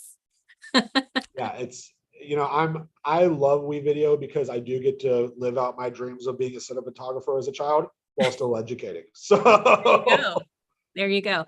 And love the ideas that you shared about using them with students for stations. And so beyond just communicating things out to parents and that sort of thing, which is also a great way to use WeVideo. Some of the people in the chat shared that those are some things that they do. So thank you for sharing those instructional ideas as well. Yeah, of course. And actually, one more instructional idea for y'all just before we leave.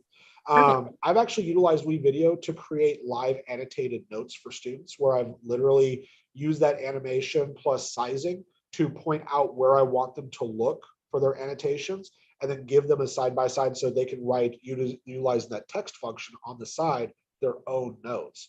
Again, WeVideo is a multifaceted tool. I highly recommend it for anybody's classroom. Awesome. Thank you, Chris. And if you guys want to follow Chris on Twitter, you can follow him at Heroic Teaching. Correct? Yes, ma'am. To get more instructional ideas from him and to see what he's got going on over there at Smith Middle School. So Thank you so much, Chris. Thank you. Y'all have a great day. All right, you too. Oh, Chris. All right. So how to choose your next session. We're going to take a break right now. And you can take care of your personal needs, get yourself some more coffee, and you may choose to continue with us here in Channel B for your next session, or you can switch over to go to Channel A, but go to bit.ly/event sessions. Amy, what is the next session in Channel B? Ooh, the next session in Channel B is Don't Stay Lost in Translation. So you can learn about some cool Microsoft tools for translating. Awesome.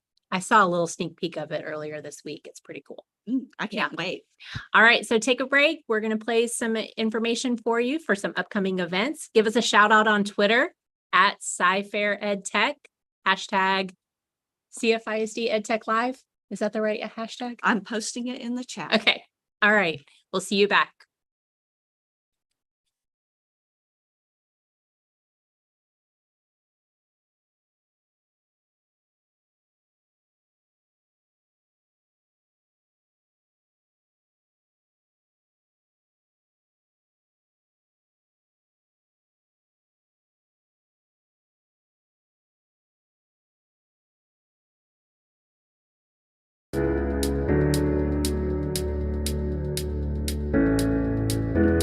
Welcome to EdTech Live.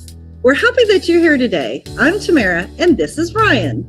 We would like to take a moment and welcome you to today's event and give you a little information about what to expect. New sessions start every hour, and you can stay for the whole event or just watch the sessions you're interested in seeing. There is a 10 to 15 minute break between each session where you can enter your attendance credit or take care of personal needs. During the live event, you also have 2 sessions each hour to choose from. After the live event, you can watch any of the other sessions on your own time. During each session, the host will give you a link and a secret code to jot down. This will be the link you use to access the attendance forms, and you will enter the code onto the form. You can keep this form open throughout the event in a separate tab because you will have to do this for each session. You can still earn attendance credit if you are watching after the live event. However, you must submit by midnight tomorrow. Within an hour of submitting your attendance, you should be receiving a response receipt. If you do not receive this email, please resubmit the attendance form and double check to make sure your email address is typed correctly. We, along with our whole EdTech team, want to thank you again for being here today and enjoy your session. It will be starting soon.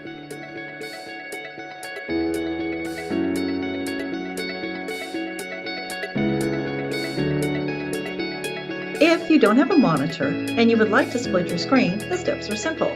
Simply click the Windows button and the left and right arrow on your keyboard. You can also go up and down if you so choose. I'm going to do that now. I can repeat the process on the other window and have split my screen. Sometimes you get the option to be able to choose. I've split my screen to the right, and now I need to tell them what I would like to put on the left.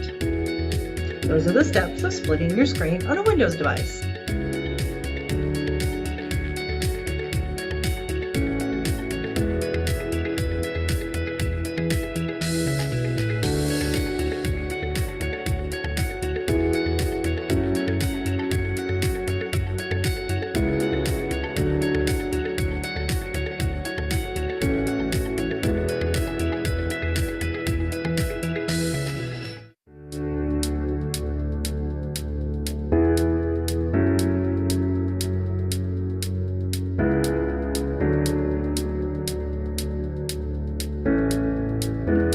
Welcome to EdTech Live.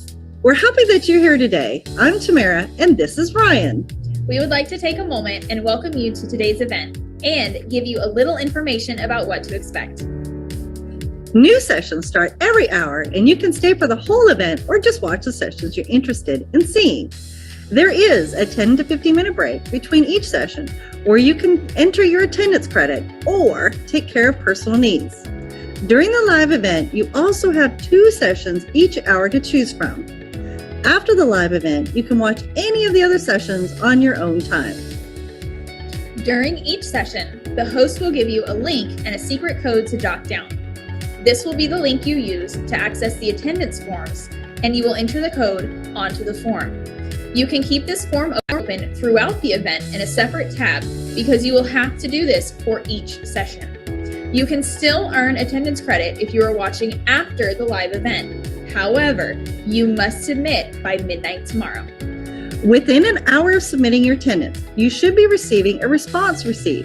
If you do not receive this email, please resubmit the attendance form and double check to make sure your email address is typed correctly. We, along with our whole EdTech team, Want to thank you again for being here today and enjoy your session. It will be starting soon.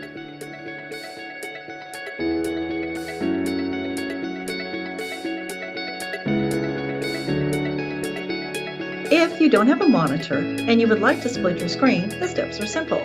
Simply click the Windows button and the left and right arrow on your keyboard. You can also go up and down if you so choose. I'm going to do that now. I can repeat the process on the other window and I've split my screen. Sometimes you get the option to be able to choose. I've split my screen to the right and now I need to tell them what I would like to put on the left. Those are the steps of splitting your screen on a Windows device.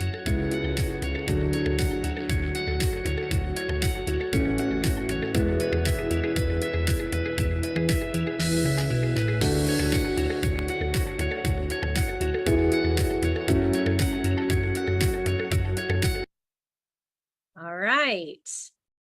Welcome to session 2 of EdTech Live in Channel B. Yes, we are in All Channel right. B. Welcome back. All Thanks right. for joining us. So our next session is with Nalan Taylor. Nalan is an English language coach at St. John the Baptist Parish Schools in Louisiana. And I think she just got to spend her last few days in New Orleans. She told me that. She's not far from New Orleans, but anyway, I'm jealous a little bit. But so we're excited to have Nalan here with us today. She is going to be presenting on Don't Stay Lost in Translation, where you can bridge the gap and communicate clearly with your multilingual community using this tool in Microsoft EDU. And it's pretty cool. Like, I learned some new things as well that I'm probably going to use in my personal life too. So we're excited to have Nalan here today. Welcome. Good morning.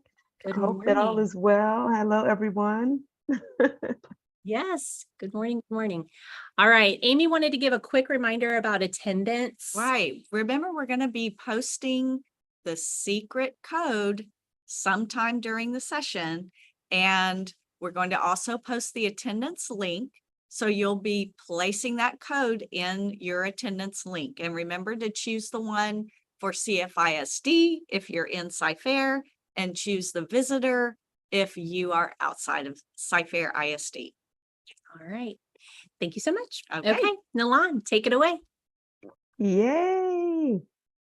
All right. Okay, well, you're looking at a gazillion screens here. So, good morning, everyone. Let me minimize this here and get going. The very first thing that I did want to be able to share with everyone is I thought that it would be so interesting if I shared the beginning of the slide with another language and with one of our first tools. So the title of today's lesson, obviously, or not the lesson like it's a classroom, right? But the title of today's presentation is Don't Stay Lost in Translation. And so one of the cool things, I put it in parentheses to help everybody out just a little bit, but I hope that you notice that inside of that title there for today, we are already using another language. So there are actually 2 that I'm hoping that you can see on the screen at this time. The first one, the word lost that I have in parentheses in English, is actually in Hindi. And so I thought that it would be pretty cool to be able to share how we're going to use the tools today to help us not be lost in translation and to meet the needs of our learners, right? So whether that's our community, our parents and guardians, our caregivers, our students, whomever that may be in communication, I'm hoping today that you walk away with something to be able to engage your community even more. So as was presented, my name is Nalan Taylor. I'm in Louisiana. And as you can tell on this first page here, I have the opportunity and the privilege to be a Microsoft Innovative Educator Expert and Fellow representing the Gulf Coast. I've done that for the past 4 years, 3 to 4 years, and just an amazing community of people, which you all are today. So we get excited to share tech tools and tips and tricks and learn how we can engage and just build community together.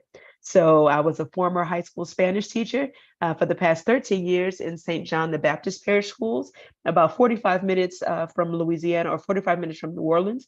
And currently for the past year and a little bit over the summer, I've moved into the role as an English language coach. So that gives me a little bit more perspective to use multilingualism and connect with a lot more families in our district and obviously with you.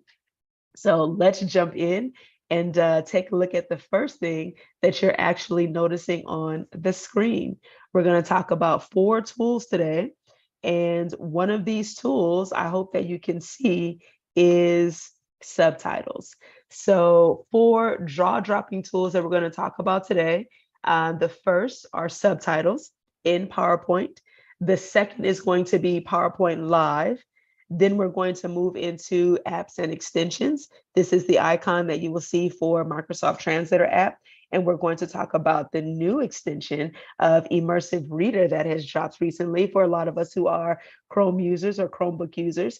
And then finally, we have the dictation tool that we would like to share that is inside of Microsoft Word and PowerPoint. So if you haven't caught on by now, I am from a Microsoft district. So that is the tool that we are most familiar with, that I'm most familiar with. I don't necessarily say the G word, but we are using it today, and we are an all-inclusive community. So whatever tools are working to make us all come together will be great.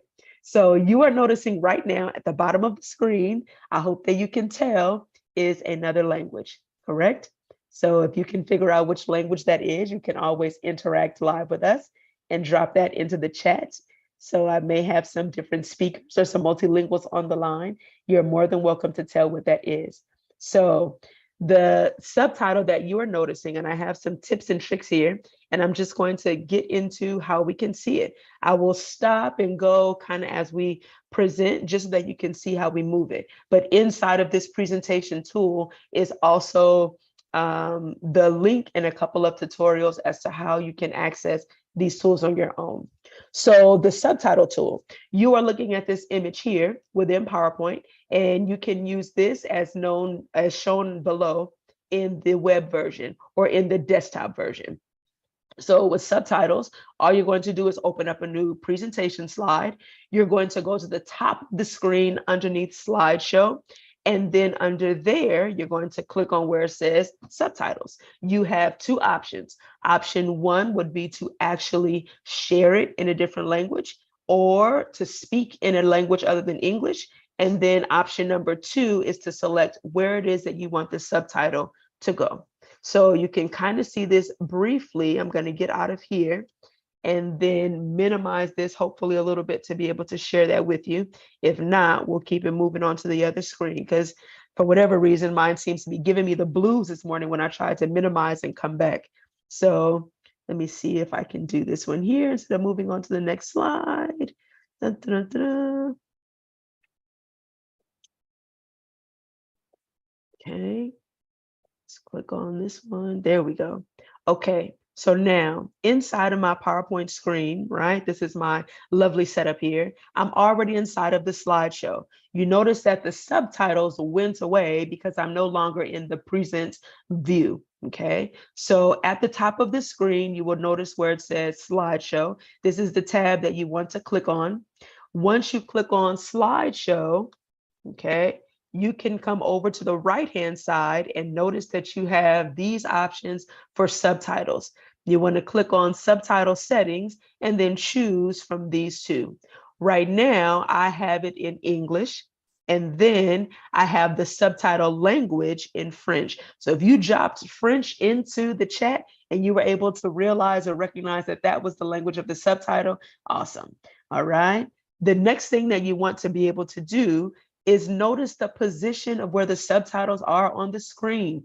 So inside of mine, I had them at the bottom and they were overlaid on top of the presentation. So you determine where exactly you want the subtitles to remain, all right, on side of the screen. So again, you'll have all of this information at the end of the presentation, but that was just a quick walkthrough of how you can use PowerPoint subtitles and how you can reach various communities that way, right? So our English learner community, our families and friends, those who may speak other languages, all of these things are very inclusive within PowerPoint subtitles tool. All right. So if there are any questions at this time, just to set it up again, you can always drop those in the chat as we go, or let me know what it is that you're thinking. Okay. So here's the next one. Let's keep it pushing on to the next one. I'm going to get out of this present mode, and actually I'm going to open up in another, all right, just so that you can see this one. So inside of the next tool, I'm actually headed over into PowerPoint Live. Now, what you're going to notice about PowerPoint Live is that you're not using it from the desktop version. You will use PowerPoint Live from the web version. So if you want to do this interactively with me, I'm kind of going to flip the script a little bit, speak Spanish here, and go into our tools. So you're getting ready to see two things here as I move on to the next. Let's see. I think I have it on this one. I'm going to go through the web, but I already have my stuff here. Okay, now you may not have noticed, but the tabs look a little bit different on the web. And I don't think you saw it before, but we did not have present with a drop down from the desktop app version. So now we have it from the live version. And what this does, if you look at this mini slide over here, is it's going to give you the app and it's going to ask you to open up in the web. All right, so I just wanted to put that little pointer down here so everybody could see that. All right, so let's see if we can play around a little bit. And I'm going to come back over to present and into present live. Now, before we hit on present live, I just did this the other day, like she told you. I just came back from a LACUE conference, Louisiana Association of Computer Using Educators, and I had 3 presentations. On the last day, I gave the Microsoft presentation with these tips, right? Like a ton of them. I was trying to get 10 within 50 minutes. And so I was so excited about it. And, you know, you always run through your presentations before you do it to make sure the links are working. But for whatever reason, it was giving me the blues and I could not figure out why. It would only allow me to present live to people in my organization. You have to come over to slideshow, which we did not pick up until 10-15 minutes into the presentation. All right, so building community. Come over to slideshow, and then in this tab, it's going to have the present live again, and look at this option. This is the image that I gave you down here, just so that you remember that. It was giving me the option of only people in my organization. You want to make sure that you click on anyone. Anyone with your link who is watching you present will be able to join live. All right, so just a sidestep, make sure we go to slideshow, present live, anyone, and that globe is the key, right? Because we want to be inclusive and share with everybody. Now, I'm going to come back over to present and head over to present live. And now we're in the money. So now you should see a lovely code pop up on your screen, a link, and then it would also show a QR code. You have the option to do whichever. So if you want to join with me, usually I like to join too, just to make sure that everything is working. This is how I run through my slides. It tells you actually who has joined and who is in the audience. So some people may be coming in later, some may be joining us now. I will be able to tell based on who has the link. So I'll keep talking for a little bit, give you some time. And I want you to notice that when you join, it's going to ask you the language that you want to have. So you can always take this, and this is another way to be able to reach your community. At the very bottom of your cell phone or whichever device that you are joining from, you should see a language in the left-hand corner. You have the option of changing that language into something else. Right? So look how powerful that is to be able to reach our various communities and see how they can interact with us live via PowerPoint. So scanning this link or just going to the code that is there, all right, or scanning the code, excuse me, or clicking on the link that is there, joining that way, your audience can now react with you. Okay, so now inside of that, in addition to all of the languages that you have, I like to kind of play around with mine a little bit to see what is there. And it's going to follow up, even if you're doing it from your laptop. I did this one time with one of our presenters at another conference that we had for the Microsoft Learning Exchange. They did this and I did it from my desktop. I didn't even realize that if I just went to it on my computer, it would be the same thing. It doesn't have to be just your mobile device. So you have access to opening this up to so many people with your desktop, your tablet, your cell phone, And look at this, they can change the language on their screen to follow along with you. Okay. So once we go back to the presentation, this bottom right-hand corner here says show slides. But for your presenter, you will have these tools in the bottom left-hand corner. And this little tool right here will always allow you to go back to the live, the little one with the dot with the, looks like the Wi-Fi images on the other side. Okay, so what I would like for you to do now is leave me a reaction. All right, you should see it on your device, a little emoji on the bottom. Show me some smiley faces, give me some hearts down there. Let me see that you are here. If you have a question, drop the question mark or the wonder face emoji. All right, give me some hearts. Let me see what's going on. And you can tap it as many times as you want. Now, somebody did ask the other day if the presenter can actually see who is leaving the reactions. No, we cannot see live who exactly is leaving them. But at the end of the presentation, the PowerPoint Live will give you a mini survey, and it will ask you to, rate what you thought about the experience and however it was, right? So I just wanted to share this awesome tool with you, another draw dropper to be able to reach anyone in your community who is multilingual to have amazing conversation. Okay, so let's keep going. This little blip here was just one that I gave in the summertime.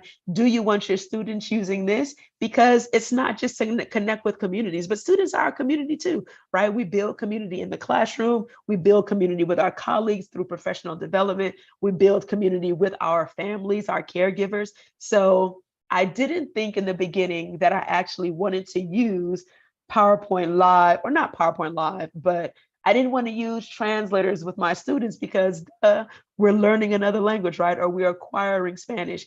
And so I did not want them to have so much at their fingertips, but it's already there. So I noticed a lot of them, and I'm going to share something at the end. I think I have it on another slide.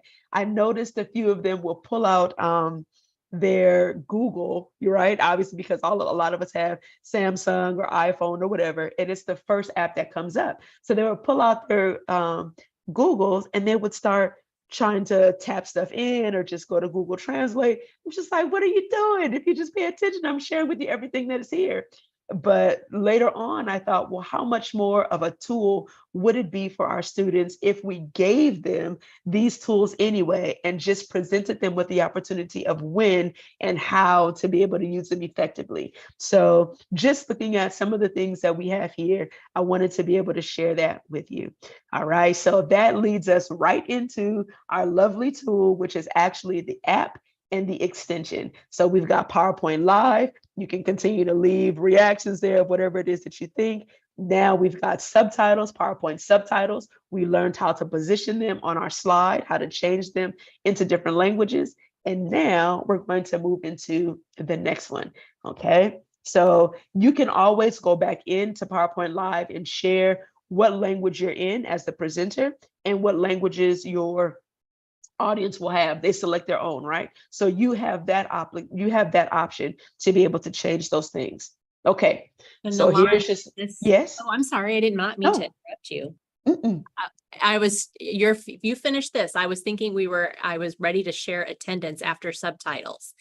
After we finished that part. So sounds good. Is it a good time, or do you want to let you finish this piece about PowerPoint Live? PowerPoint Live, and then I'll give it to you. Okay. All right. I'm so sorry. Okay. No worries. This little blip here was just the intro, just to finish that one off. So as you're set up for PowerPoint Live, you're going to head over to office.com or your login, right? So whatever your tenant is, log in. Then it heads over to slideshow. Just as the double check, I just wanted to refresh that information again because I didn't want anybody to miss out on the cool stuff that you can do. So from slideshow, you click on that tab and remember to set the audience to anyone, not just people in your organization, so that everybody can get in on the good stuff that you're sharing. Finally, present. You want to get on the live button and then interact with the audience. That's it. Allow everybody to share what you have going on. All right. That's it. Take it away. Thank you so much. I'm so sorry to interrupt. No, you're okay. I'm having a lot of fun giving you some emoji reactions. Let me just. Yay! All right. Our secret code for this session is translate. I should have done it in another language just to throw everyone off. That would have been cool. Yeah.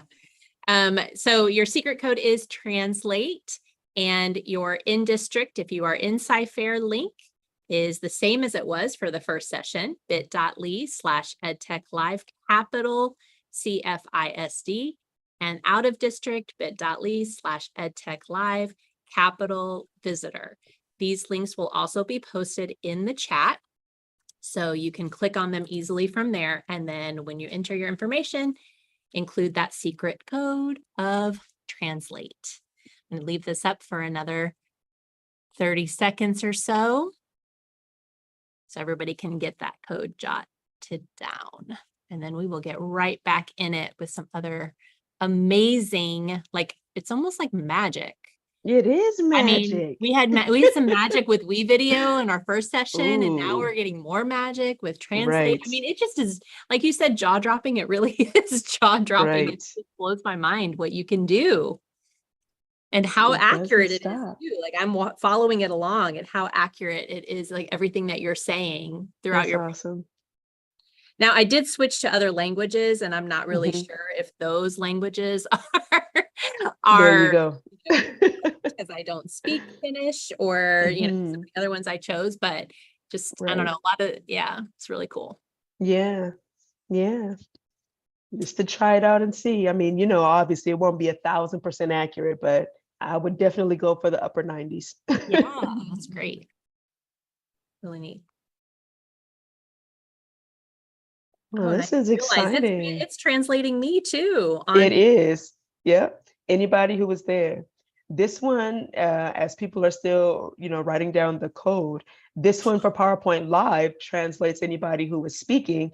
And when we get into the next one, the extension or the Microsoft Live app, people are going to see the same thing. But with that one, it's more interactive because you can actually ask and answer questions to the audience. So how awesome is that? Yes, can't wait to see that. All right. Make sure you've jotted that code down. It is translate. And we're going to go ahead and close that and give it back over to you, Nalan. Okay. All right. So let me go back in and I put the volume down just to be on the safe side. Okay. So we are back. And the next one, there's a lot going on this screen because we're going to knock out 2 in 1. So there were 2 because we're talking about the apps now. So this symbol here is for the Microsoft Translator app. It is amazing.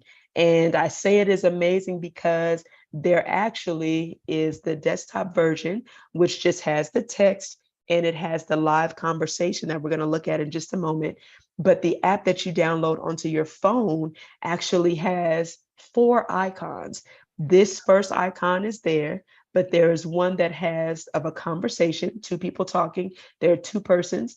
There is an icon of a microphone. So that means that you can talk in text, right? So you can speak into the application and it will translate that, or you can have the conversation with the 2 people icon. The third icon is of I have to go back into my icon because I should have had it there. The third application is of a text, right? Which means now that you can text to talk, all right, or text to translate. And then the final one is of a picture. So you can have all of those things within one app. And then eventually you can even go back and save all of those things. If you have different words that you're coming up on or that you constantly use, you can build your own notebook of expressions or terminology that you have consistently translated within the Microsoft Translator app. So how amazing is that? Right. So those definitely are more tools that I've been able to use this go around, especially with students and teachers, of showing them that, listen, we understand that we are a one-to-one school district, which means we have, you know, every student in our upper levels has a laptop, and even in our lower levels, starting from kindergarten all the way through 12, right? But the only difference is that our high school students are the ones who take them home. Junior high, middle school, I don't think that they can check out their devices yet. But if we have these for our regular ed students or for our multilingual students, look how powerful it is to be able to give them their tool to be able to use, and then to go back and make any kind of translations, or to have those one-on-one conversations with the teachers or with their families and be okay with that. So how do we set up the translator app? All right, there are a couple of things that we want to look for. This one obviously is the icon. It Yes. makes more sense to me to have the young kids not bringing their computer. Oh. This, Mhm. I can kind of, I don't know if you guys are talking to me or not. Huh? This icon that we can see I'm here is the one. That's okay. I didn't know if it was for me or not. A question for me. No. And then let's see if I can go down to the next slide over here. Oh, here's our demo. Okay, so I'm going to share with you, since I have my sound on, I think we should be okay. Let me click on this one here. This Flip AR code is going to be the app itself. We're going to do a quick walkthrough of the Translator app. And then this one is just a ton of tutorials, all right, that I just have on all kinds of cool stuff that we use in the classroom or in the district to be able to connect with families. So let's give it a watch. Hey, today we're going to talk about the Microsoft Translator tool and the app with the icon that looks like this. I know it's a lot to take in, so I want you to do two things. Go to this website first, translator.microsoft.com, and notice all of the accessibility tools there, and then I want you to download the app. These are the 4 parts to the app. The first one is text to talk. So you can take a look at the bottom left, and then there is the mic drop, which is the one right in the middle, the one that's on top. So that means you can just hold the button, begin to talk, and then have it translate into whichever language you would like. The third is the image. So that's the camera at the bottom. So let's say that there is a picture that has text, or that there is text inside of a picture in a different language, and you want to translate that into one that you would understand. Then you have that option. And then finally, the wow moment, or the aha that everybody is also enthralled about, is the conversation, which is obviously the 2 people icon. So I'm going to share with you how to get started, and then at the very end, you'll also have a lovely video to help out. Translator.microsoft.com opens up into 2 options. You can either go into a conversation or begin one. So we're going to hit start. Obviously, I'm going to log in as myself to make sure all of that is good.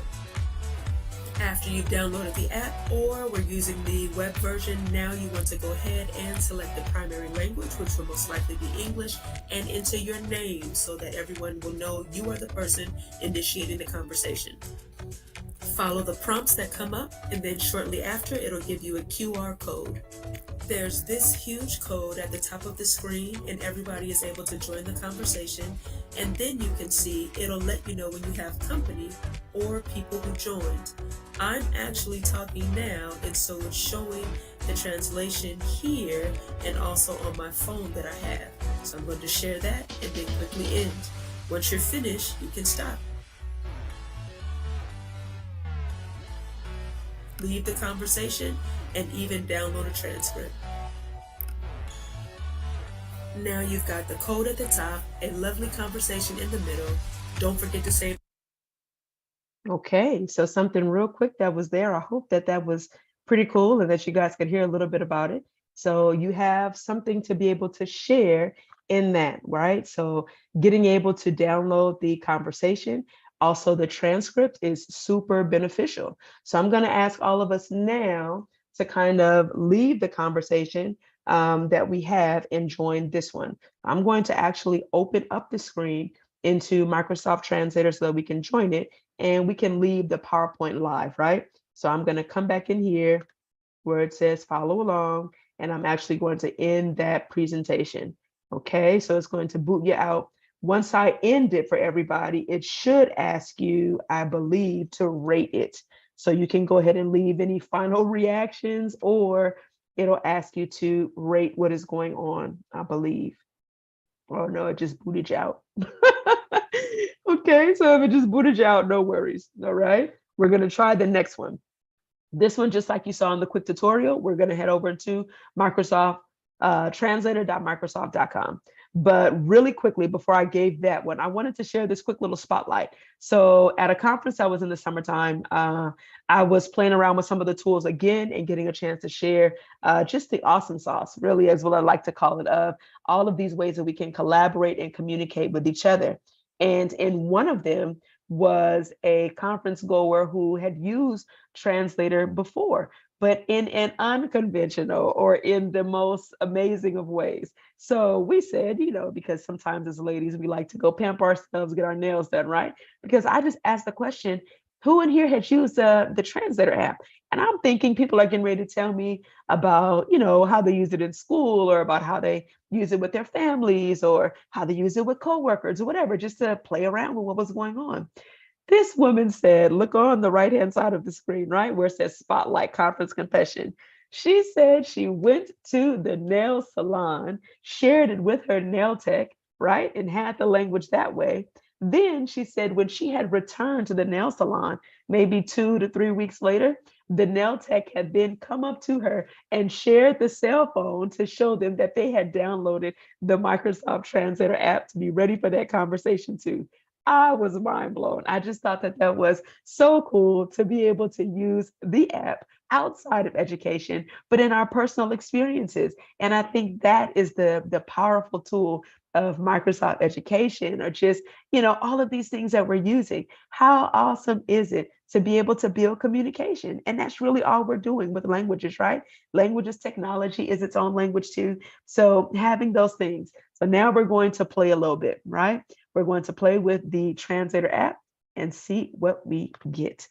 So I have these little things here: assistant language acquisition, travel, everyday conversation, ways that you can use the tool. Okay, I'm going to head over now to translator.microsoft.com.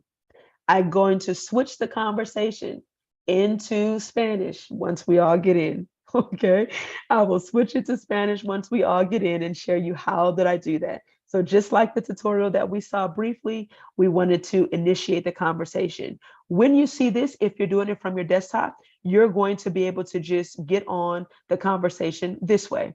But because I am the presenter, I'm the one who's starting it, I'm going to go to initiate conversation, right? Iniciar conversa. This is what you're seeing in my Portuguese screen here.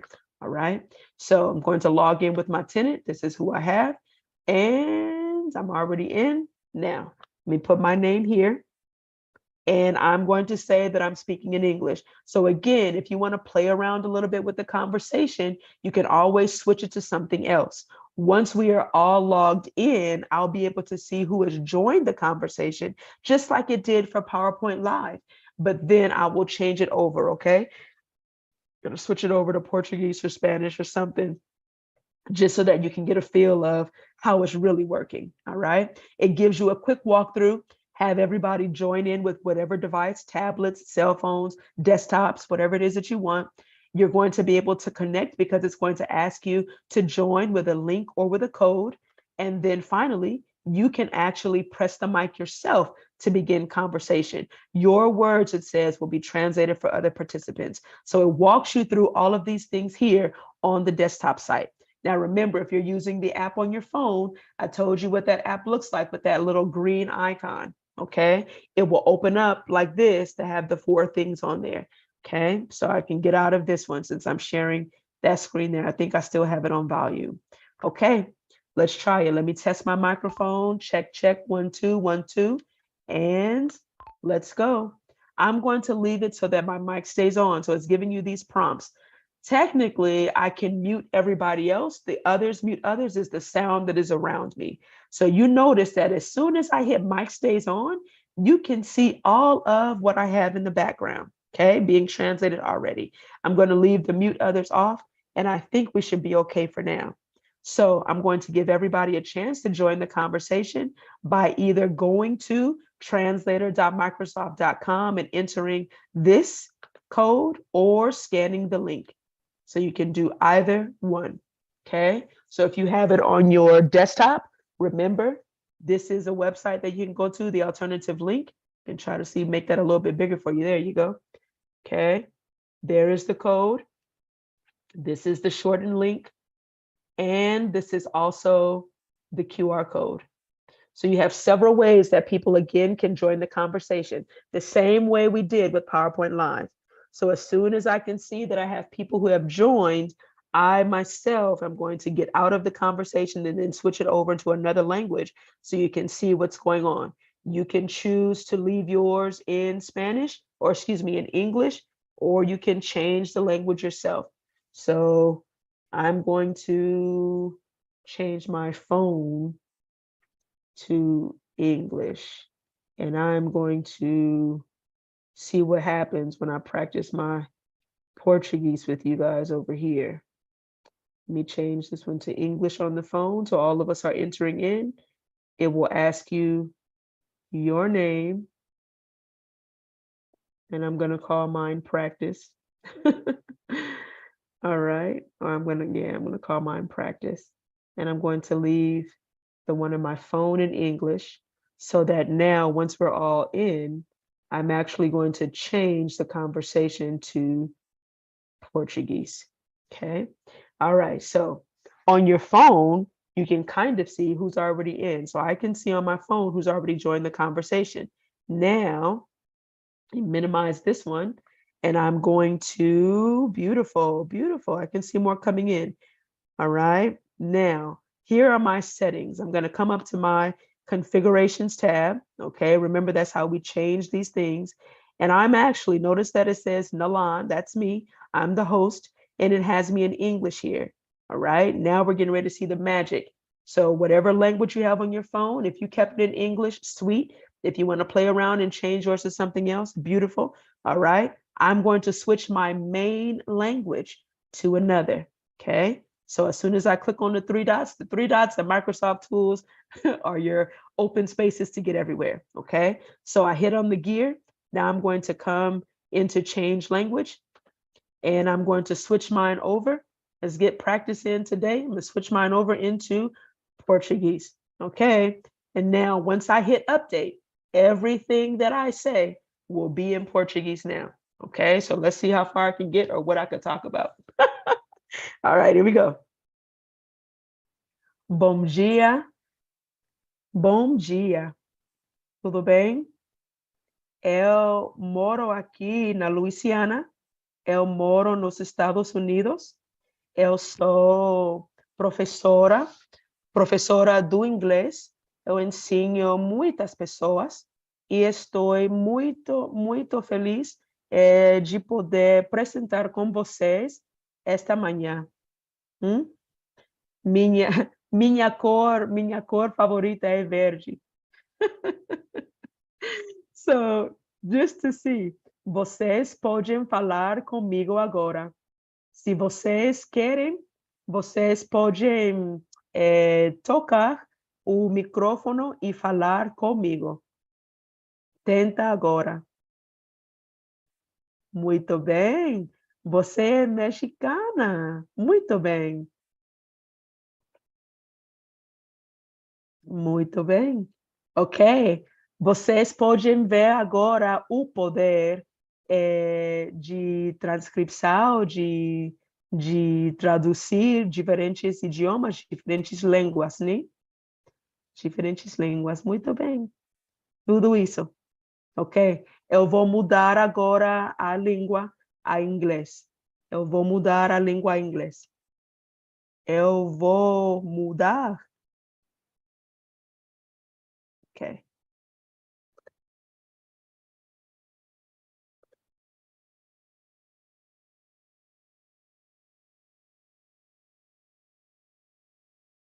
Okay. So, pretty interesting, huh? What are your thoughts there? I don't have any live reactions that come with Microsoft Translator like we do with PowerPoint app, but to be able to go back and forth between conversations is really what I wanted to be able to show you and see how cool it was. So I hope that that was another aha moment. So look at that, guys. All you would have to do is start off. You can start off a presentation in a different language, in a native language, in a multilingual language, whatever it is. Look at how your audience has been able to follow along, and then how some of you were able to text responses or even speak into the microphone in your own language. How amazing is that? Okay. How amazing. So look at the worlds of communication that we are opening with this tool. So again, Microsoft Translator app, right?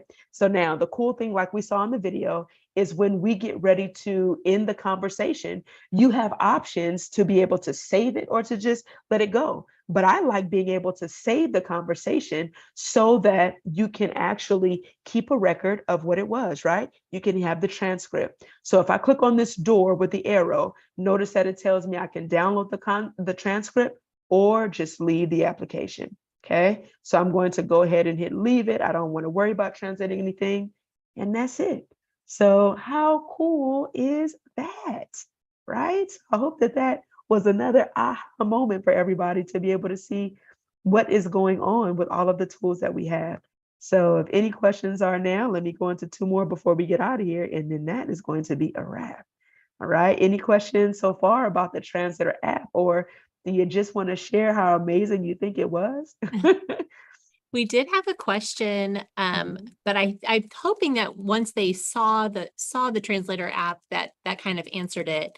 It was about if the English would fall under the left side of the app and the desired language to be translated is placed on the right side. But I think once they saw it live, they could see how it's based on what language you pick. And Correct. I noticed on yours, it was translating it for you while you were speaking. So it was showing your Portuguese as well as your English kind of like on top of each other. Right. Yeah. So I Yep, think good call. they asked that before you showed it. So I think that Ah, probably answered that question gotcha. as to how it was going to look. But if that Gotcha. doesn't, or Okay. if you have, I think that was Shayro Dickerson, if she has any more questions, Yay. you Okay. can just post that in the chat and we'll For address it. sure.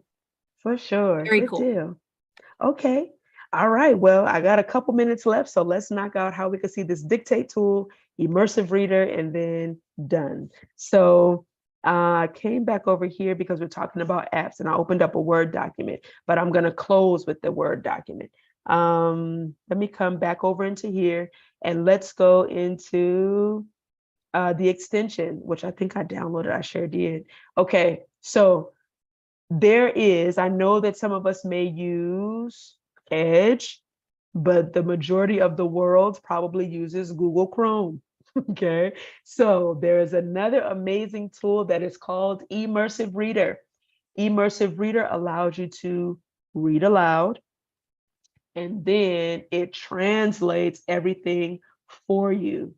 So if inside of Microsoft Edge, let's just say I wanted to type up, I don't know, I'm looking for stuff about basketball. Okay. So I'm just going to come to this first website that is here, but I can come to any website. When I click on this, now mind you, I'm in a different browser here first.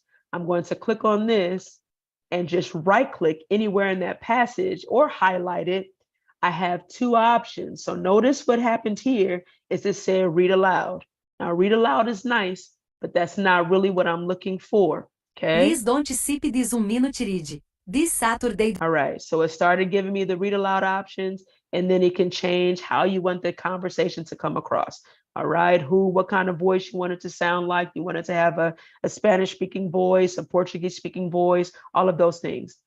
This tab right underneath it, all right, or this icon is the icon. When I hover over it, it says Immersive Reader. That is really what I want.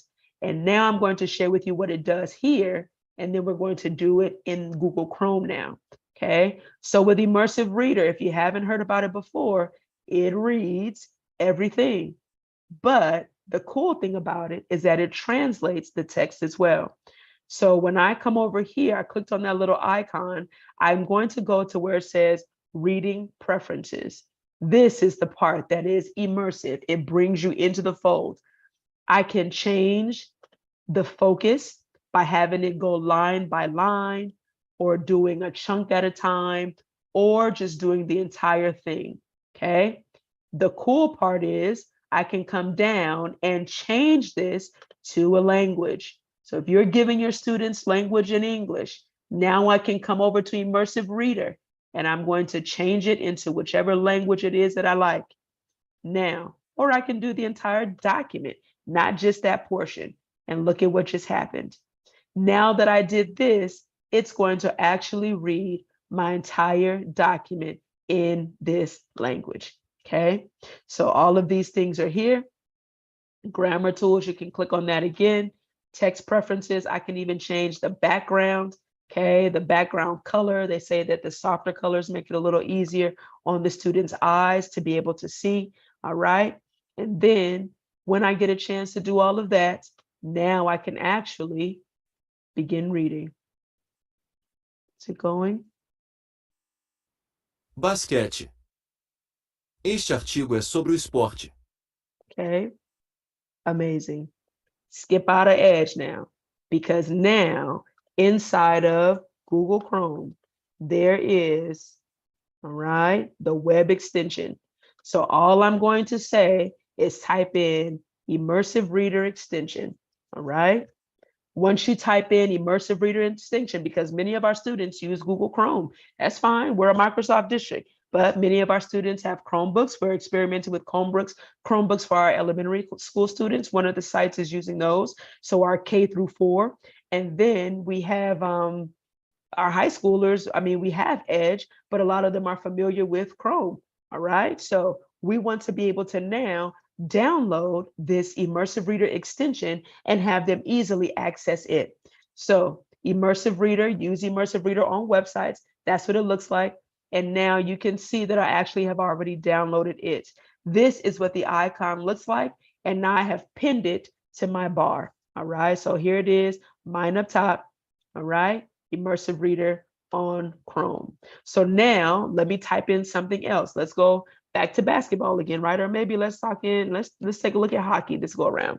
Okay, I'm going to find something on hockey to be able to read. And now I'm going to highlight what it is that I would like read. Okay, once I highlight it, look at what happened there. I can right click it, or I could have just highlighted and gone up to the icon. Okay, either way that you want to do it, but the icon is there here when I right click, and it's also still inside of the toolbar. I'm going to come to say, help me read this. Awesome, I like how that sounds. Okay, and look, oh, this is the screen that we are familiar with for Immersive Reader. It tells us we're in the right spot. It could read all this stuff for us in English, but that's not really what we're going for. We are going to figure out how we can translate the document into something else to be able to help our multilingual learners be able to read what we have. And the beautiful thing is that we can use this tool with anyone. It happens in our forms. It happens when we're now online on the web searching anything. Look at all of the options we have and the many languages that have been added. I thought the current count was at 67, but I think I'm off now. And I'm pretty sure that it's over 100 in there now. So you have the option now to play around the same way. We're going to do the entire document again, and look how amazing. At the very bottom of the screen, I can change the pace, the voice setting, the sound. La Liga Nacional de Hockey es una liga profesional de hockey sobre hielo en América. I can slow this down if I need to, right? Lento, lento. And look how the little tortoise is there, or the bunny rabbit, right? So we know those visual options are also awesome cues for our learners and our families to be able to gauge. And look how many more we've been able to reach. América del Norte que comprende 30 So it's slowed y down 12 just a equipos. bit. You want to go back to the regular language or go back to the original text? We just hit the back arrow and we're out. So that again was the Immersive Reader and the Chrome extension.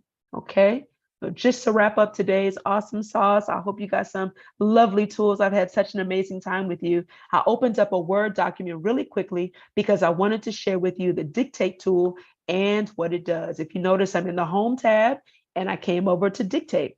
Really quickly, it's right there. It's inside of PowerPoint as well. As soon as I tap on this one, I'm going to click on the gear. Okay, as soon as I tap that microphone, it began speaking. Uh-oh, but I didn't put my language. Okay, I have it in Portuguese. Sinto muito. Estou falando em inglês. Estou falando em português. Preciso de mudar a língua a inglês para todo o mundo. Okay? Tap it. You can always configure it. But here's the cool part. once I highlighted or once I translate or spoke, whatever it is. So think about your students who may not know what's going on, but they have a question for you.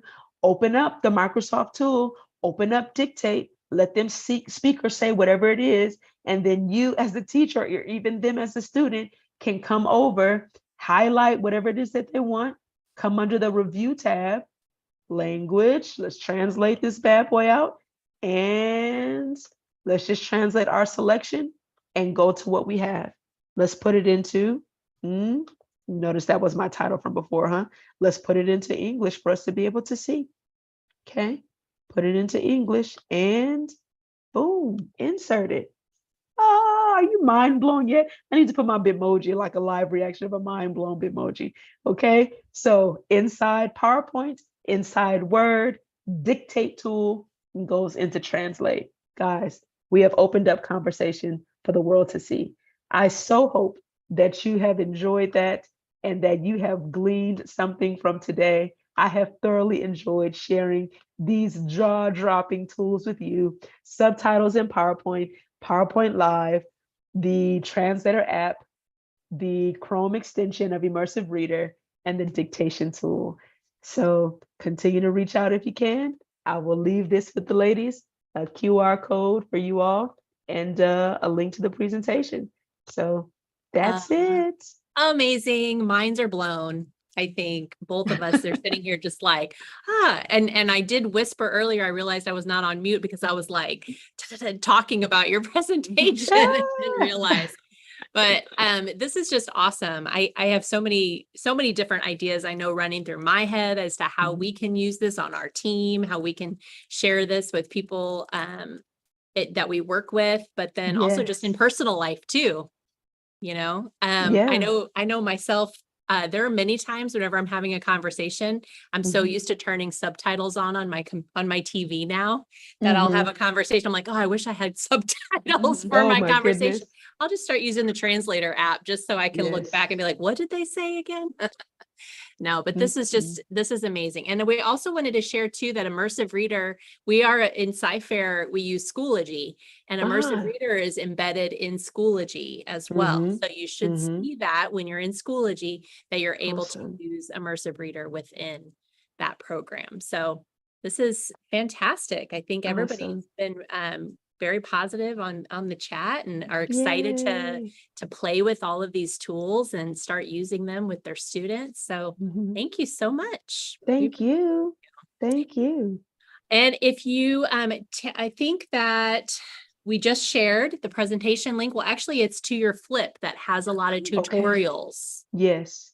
And let me do, I thought that see how this says today's presentation code? This is what I mean about my laptop giving me the blues. So I was trying to quickly share the link and come up with a presentation code, but it was just like, I don't feel like sharing with anybody. It did not want to share. Oh, now we want to do it. So let me do this quick link. No problem.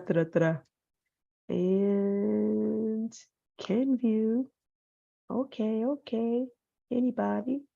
Apply. Thank you. Canva is my jam. Ding, ding, ding. Look at how quickly you just did that and made it cute. Goodness. It's like you do the that all joys. the time. Okay. You know what's cool about that too? Tools. I need to use Canva for the QR code because it doesn't have the little symbol in the center. That's it. Yeah. Very cool. It is cool. It's so easy. All right. Let me plug that there. Ding. I should have done a link, huh? But I guess that's okay, right? The code? Yeah, that's okay. Okay. All right. All right. Thank you so much, Nalan. Thank you. Have a great afternoon, evening. You too. All right, Okay. Amy, how do we get to next sessions? Oh, next sessions. We're going to go to our bit.ly, bit.ly/event sessions, and you'll see everything we have for you. You can choose to stay here in our channel B, where we have our own Lelaine. Lelaine, forgive me if I don't say your last name perfectly. I know I'm not right. We'll share information about Schoology Assessments 101 with formative assessments and new question types for the STAR test. Yes. So those of you in Texas, that'll be very helpful.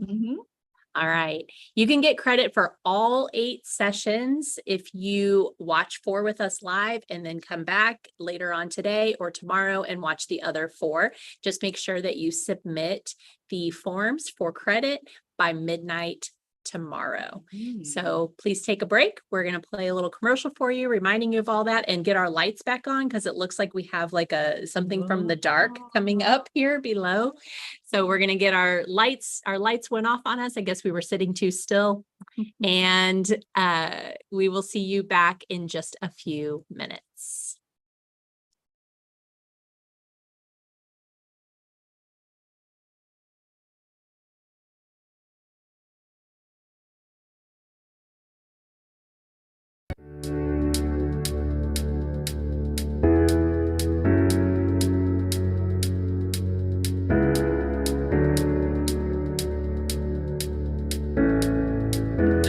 Welcome to EdTech Live.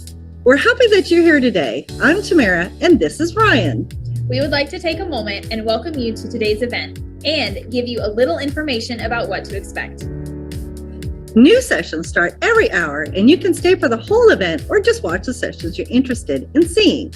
There is a 10 to 15 minute break between each session where you can enter your attendance credit or take care of personal needs. During the live event, you also have 2 sessions each hour to choose from. After the live event, you can watch any of the other sessions on your own time. During each session, the host will give you a link and a secret code to jot down. This will be the link you use to access the attendance forms, and you will enter the code onto the form. You can keep this form open throughout the event in a separate tab because you will have to do this for each session. You can still earn attendance credit if you are watching after the live event. However, you must submit by midnight tomorrow. Within an hour of submitting your attendance, you should be receiving a response receipt.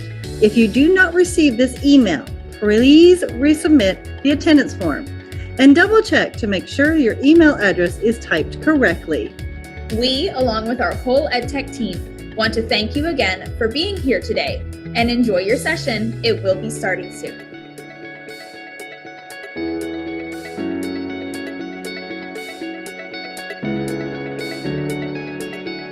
If you don't have a monitor and you would like to split your screen, the steps are simple. Simply click the Windows button and the left and right arrow on your keyboard. You can also go up and down if you so choose. I'm going to do that now.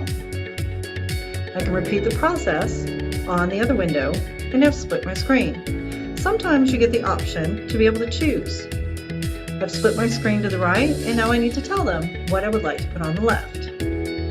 Those are the steps of splitting your screen on a Windows device.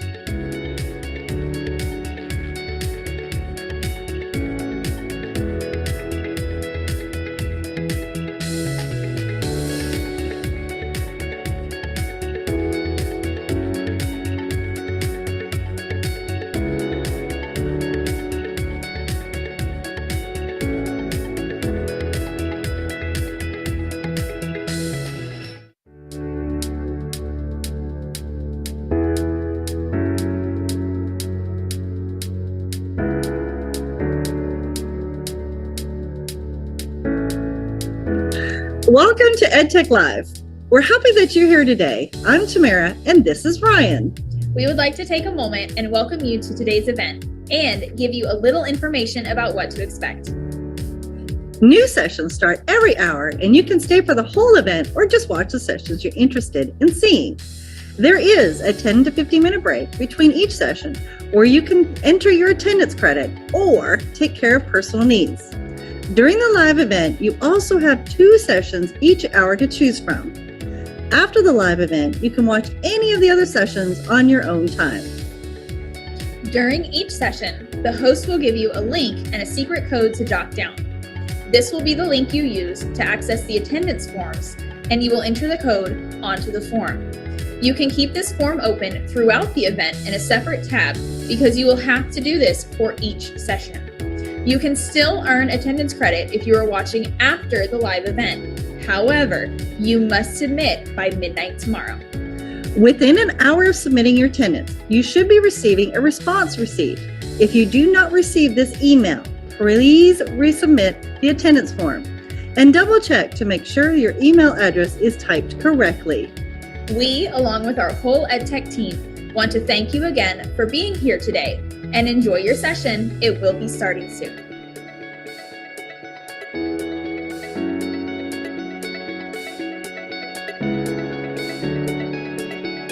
If you don't have a monitor and you would like to split your screen, the steps are simple. Simply click the Windows button and the left and right arrow on your keyboard.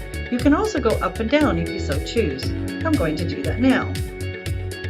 I can repeat the process on the other window and have split my screen. Sometimes you get the option to be able to choose.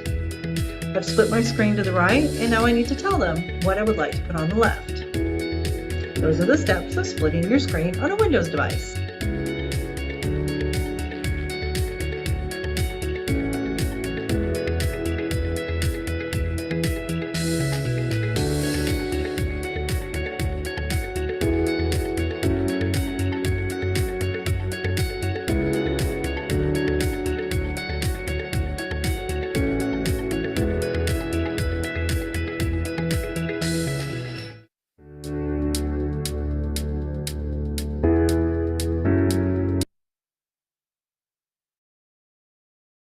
All right, welcome to our third session of EdTech Live. Amy and I are here to introduce our next presenter. Our next presenter is one of our very own, Lelaine Ferrer, and she has been an educator with Sci-Fair for 18 years. Using technology has always been a passion. I know. Sorry, it has always been a passion of hers to get her master's degree in EdTech leadership. As an EdTech specialist, she has brought her experience from the classroom to help other teachers elevate student engagement by using the technology tools available to them. Today, she's going to show you all the tricks of using Schoology assessments to create formative assessments, as well as review the new question types on the STAR test. That's been a hot topic, I know, here in Sci-Fair and probably a lot of other Texas school districts. So welcome, Lelaine. Hi, everybody. I'm so glad to be here, and I really appreciate all of you who are coming out on this Saturday morning and joining us. All right. All right. Okay, so I'm going to share my screen. And this one. And let's get this going. And so today I'm going to share with you Schoology assessments. And this is my first year being an EdTech specialist. And so for the past how many years, I've been creating assessments with my team and have gotten some really helpful tips for y'all so that you can differentiate and make these more than just taking a test, but you can use them in other ways. And so again, my name is Lelaine Ferrer. My Twitter handle is @LanePFer, and then my email is lelaine.ferrer@cfisd.net. And so the goals that we have for this morning are that we will learn how to do the following. We're going to create assessments and then create groups. And this is really, really important if you have different populations in your classroom. We're also going to assign differentiated assessments so that you can have different students take different tests. And then also at the end, we're going to review question types. And I'm going to show you what the new question types for STAR are. And then I'll also have you practice with an assessment that I made that highlights those. Okay, so what I'm going to do now, I'm going to exit out of the presentation and we're going to go into Schoology. Okay, let me just move this because it's in my. And so when you're in Schoology, in order to create an assessment, you go to the course that you would like to create the assessment in, and you're going to add materials. And so when you do that, you're going to click on Add Assessment, and then this screen comes up. Now, hopefully you guys have created some assessments and you're familiar with the screen. And so basically you're going to type in the name. So we're going to call this test 2. And then the due date. So when are you going to make this test due? So if it's for a final exam, then you might want to make it, depending on the date. You can keep it open for now, and then when you assign it to the different periods, you can change that due date. But this is where you would put the date that you would like to assign the test. And we'll just say it's. Now, submissions are important because you have different choices. If you want the assessment to go live and make it available after you create the test, then you would click on Enable. Enable Until gives you a due date. So for example, if you want it, you're going to open it for a week and then you're going to close it on a certain date, then you would click Enable Until. The next option is Enable From Until. And this is what we've used in our high school classes, where we would make it specific for the time period for our period class. So you would pick the date, and then you can enter a time. So let's say it's my morning class, so I'm going to give them a few moments to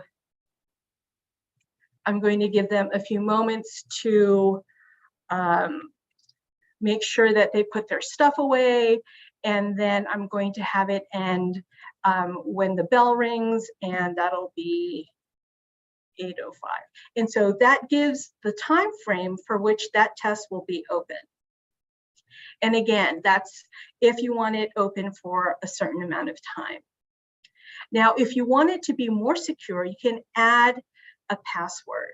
And so you would enable that and put the password in so that you can ensure the integrity of your test for each period or per day. With categories, you can check the different categories. And for those of you who have your Schoology linked to TAC, you can easily assign those same categories so that it'll link better. And if you're not going to tick it for a grade, you can just put it as a daily check, and then you don't have to worry about it syncing into your TAC at the end. Okay, factors, that's just how many, if you wanted to weight your test, and then the scale, if you're just going to give them a grade or if you want to give it a numeric value. Now down here, you have options of assigning the test individually, publishing the test, and then we're going to also show you how you can create groups so that you can go back and put different students into different groups so that you don't have to worry about choosing if it is a differentiated test. You can just pick the group that you've created for that particular test. So I'm just going to hit create. Oops, let's do a daily check.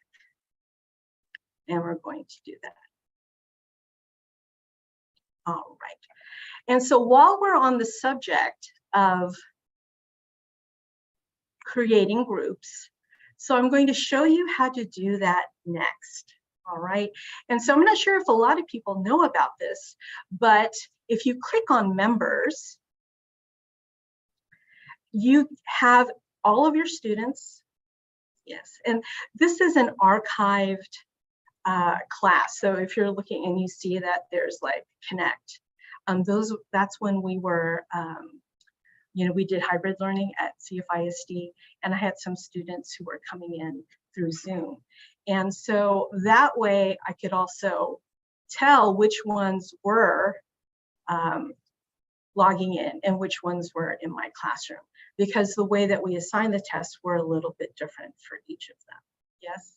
And in order to create a group, right, then you're going to click on Add Grade Grouping.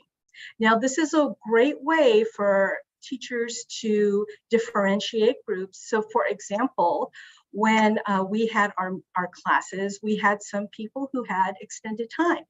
And sometimes they would have time 25% extra, 50% extra, 100% extra. And so in order for me not to have to click on those names each time, I would create a grading group.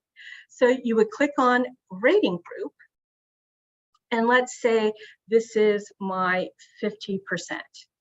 Okay, and so I would name my group so that I would understand which students were going to go in, and then I would choose those students. And I'm sorry, a lot of these students have graduated already, but I just wanted you guys to see. So let's say there are 3 students who are in that class that have 50% extended.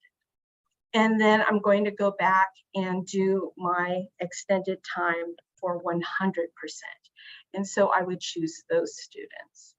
Okay. And so now I have my 2 differentiated groups. When I create my test, then I can choose those groups. Or if you want, you can also create a group that includes all the other students. And so when you assign the test, those are differentiated by the whole, the non-extended time group versus the extended time groups. So that's how you create a group. Now let's go back and let's take a look at how to set up the test and what the different parameters are. So when you look at the test setup, you have different options. So for the instructions, this will show when the kids click on the test initially. You can show them the breakdown of the test. So if you have multiple sections for the test, you can include, Part A is multiple choice, and it's 5 questions. Part B is matching, and that's 10 questions. Or Part C is short answer, and that will be 5 questions. And so you can give the instructions here so that students will know what to expect when they take that test. Going to the assessment settings, you can actually assign a time limit. So if you would like to do that, then you would click yes. And then if this is like a warm-up that you're doing and you want to give the students only 5 minutes, you can do that. We're not Marty McFly, we cannot go backwards in time. But you can add the time here. Again, you can make it as long as you need to.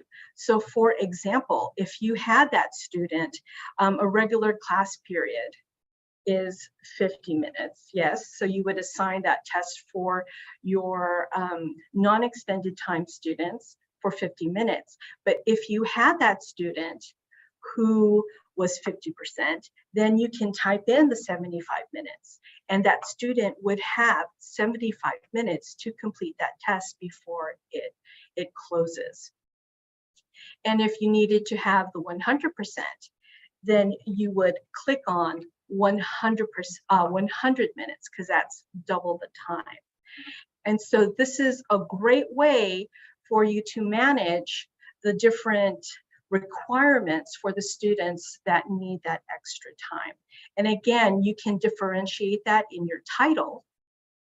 And that way you know which test is set up for those extended time periods.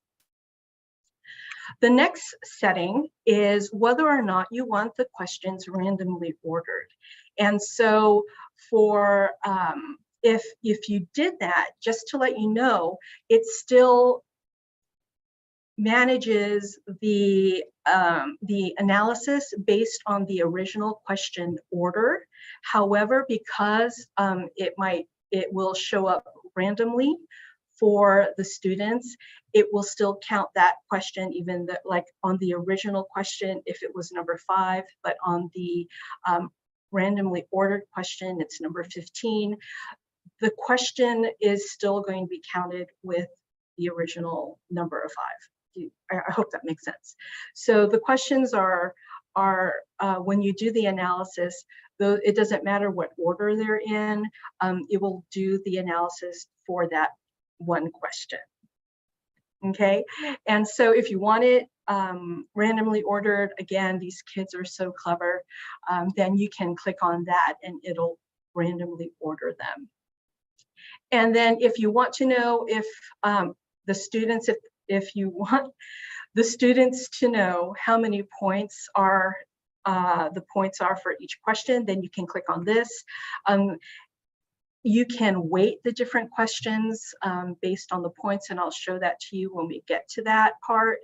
But this is a great way to let them know that, hey, this question is just 5 points compared to maybe a longer question that's 10 points. And so it gives the students an opportunity to manage their time when they're taking these assessments. Okay. Now the assessment toolbar is for the students. So just like with, when we're preparing them for the STAR tests coming up that are all going to be electronic, these are things that, you can have them practice, right? So if they want to skip a question and go back to it, they can flag it, but you need to let them, you need to allow that for them to happen. Students can also eliminate answer choices if you let them.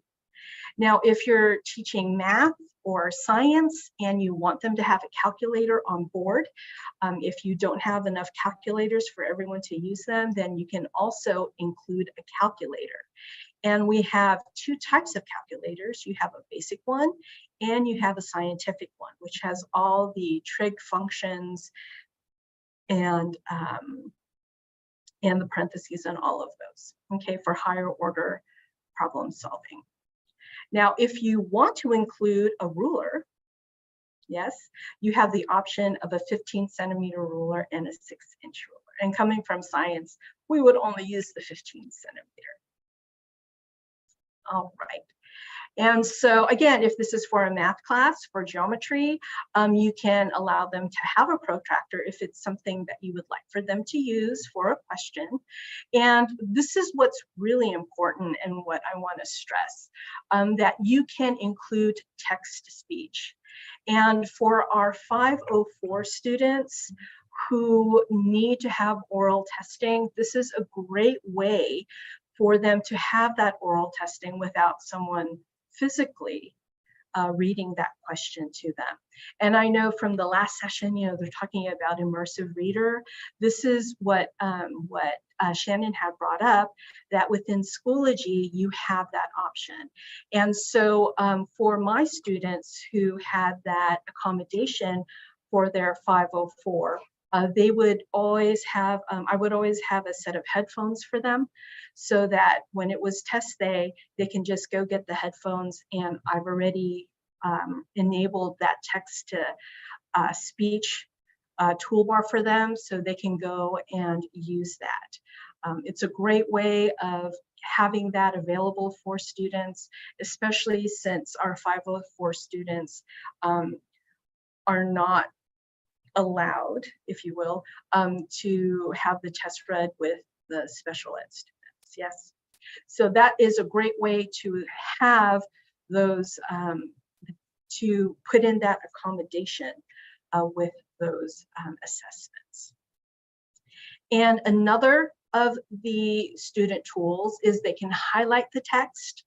And if you would like for them to do like a scribble pad or a notepad, you can include that as well.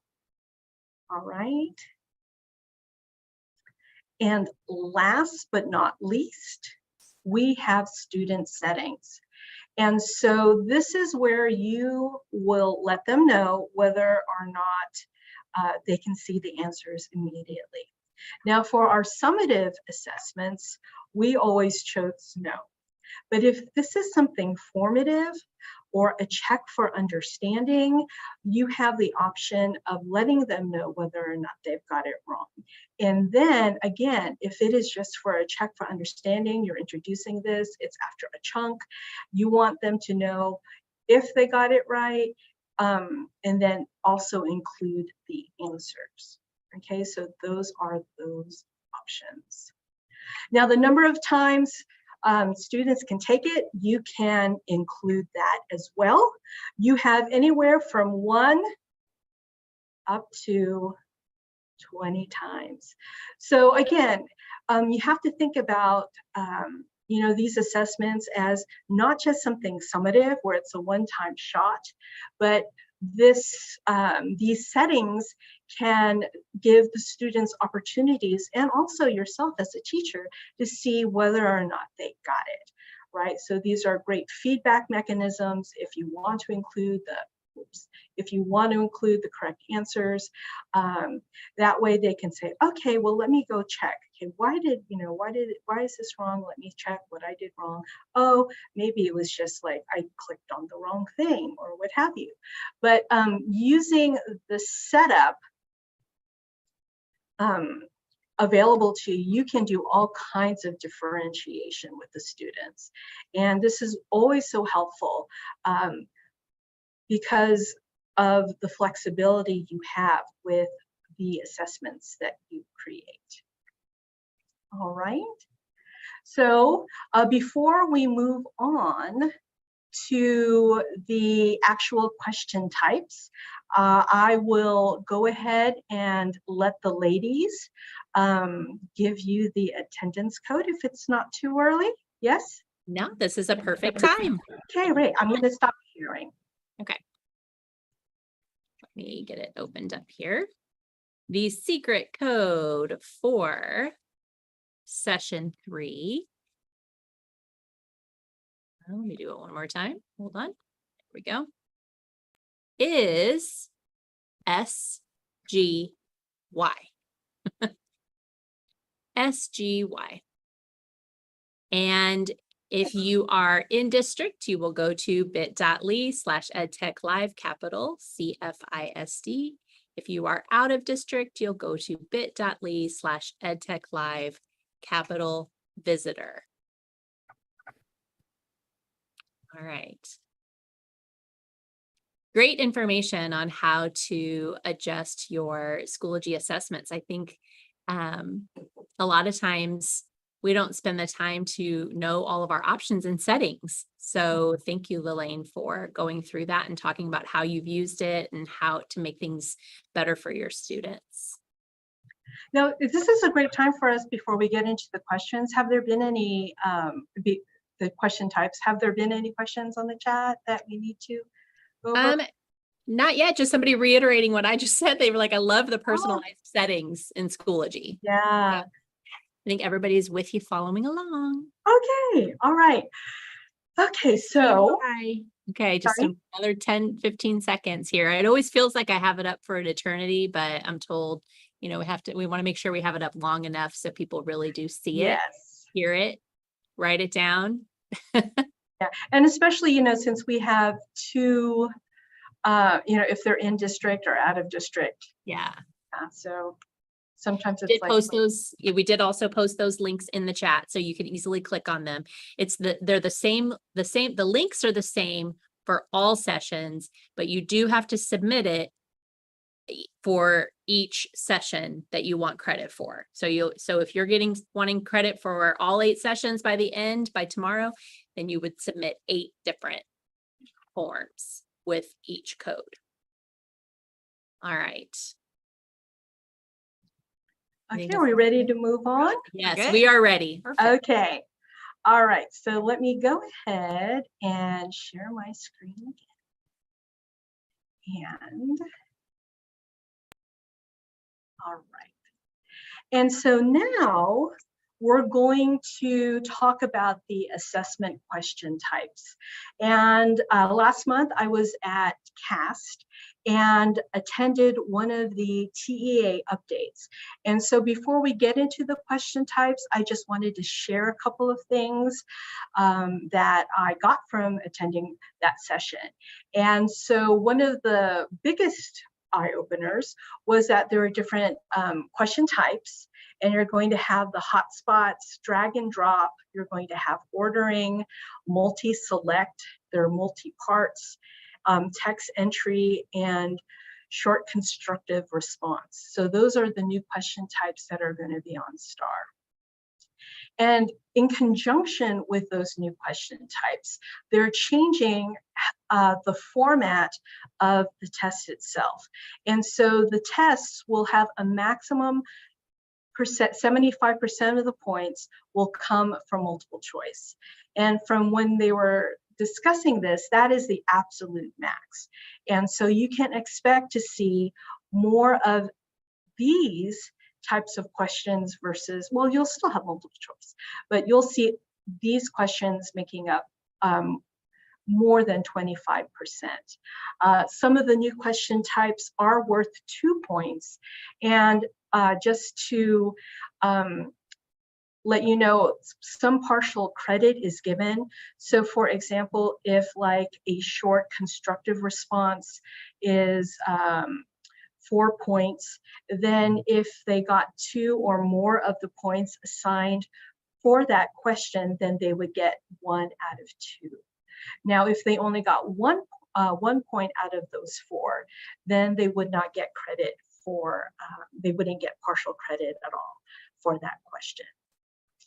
And so if you notice, I have a few of them, right? The hotspot, drag and drop, ordering, and multi-select highlighted here. I have links there.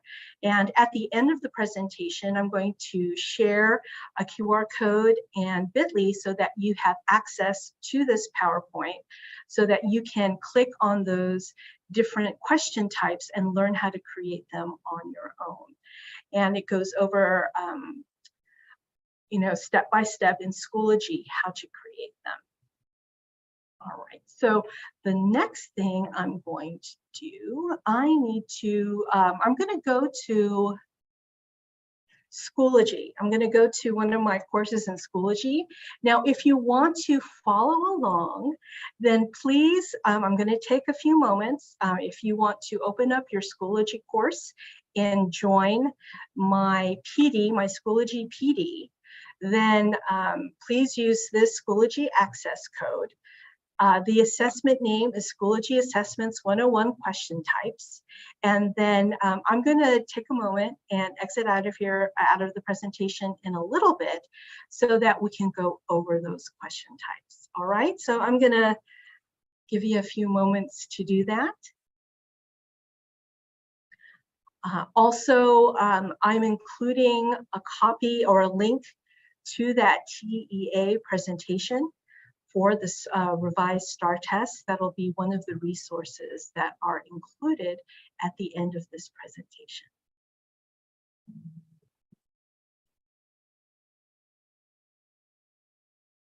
All right, so let me get there. I hope everybody got it.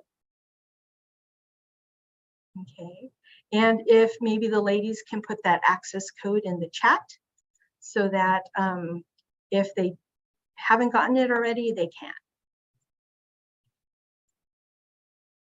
So I'm going to go to courses. And then here is the assessment that I created. All right. So just in general, when you're creating assessments in Schoology, you have a plethora, a myriad of choices that you can use. Now, again, remember, this might be called an assessment, but you can use them for so many different things. Again, doing a check for understanding after a chunk. You can use it as an exit ticket for a warm-up, you know, for flipped learning if you'd like. So there are different question types that you can incorporate into your lesson cycle so that you can check for students' understanding. And it's a great way to have them express themselves as well, depending on which of these that you choose. So it's not just an A, B, C, or D, or a true and false, but they have to actually do a little bit more processing and getting that higher order thinking in place. So of course you have the multiple choice, the true and false, the matching. I'm going to go into the questions themselves and we'll take a look at them. So the label, the parts of the tree, you have the label image. So let's go ahead.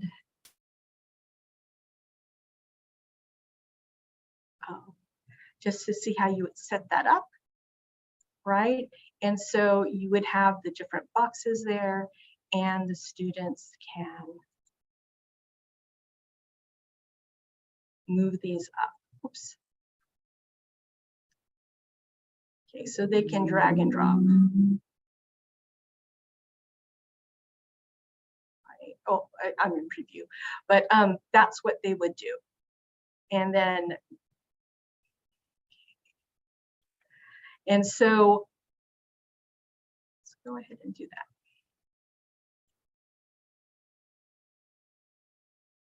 And so this is what the students would see. So they should be able to drag and drop it. Oh, maybe here.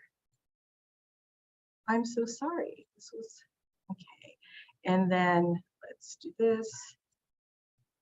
And then move up to drop the links. Yes. And so that's how they would answer that question. And then next we have match the word with its number. So something maybe for the elementary level where they have to drag and drop. And if you notice, the numbers are still there. And the way that you would do that is you would, in the question type itself,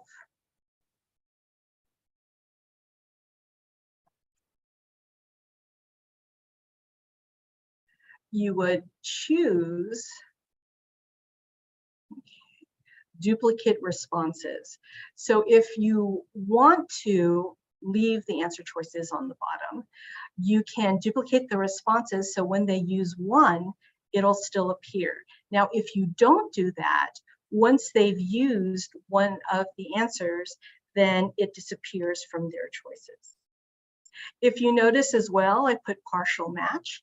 So they would get partial credit if they got a couple of them right. One way that you can set this up is with the question, points, you can assign a point for each of those boxes.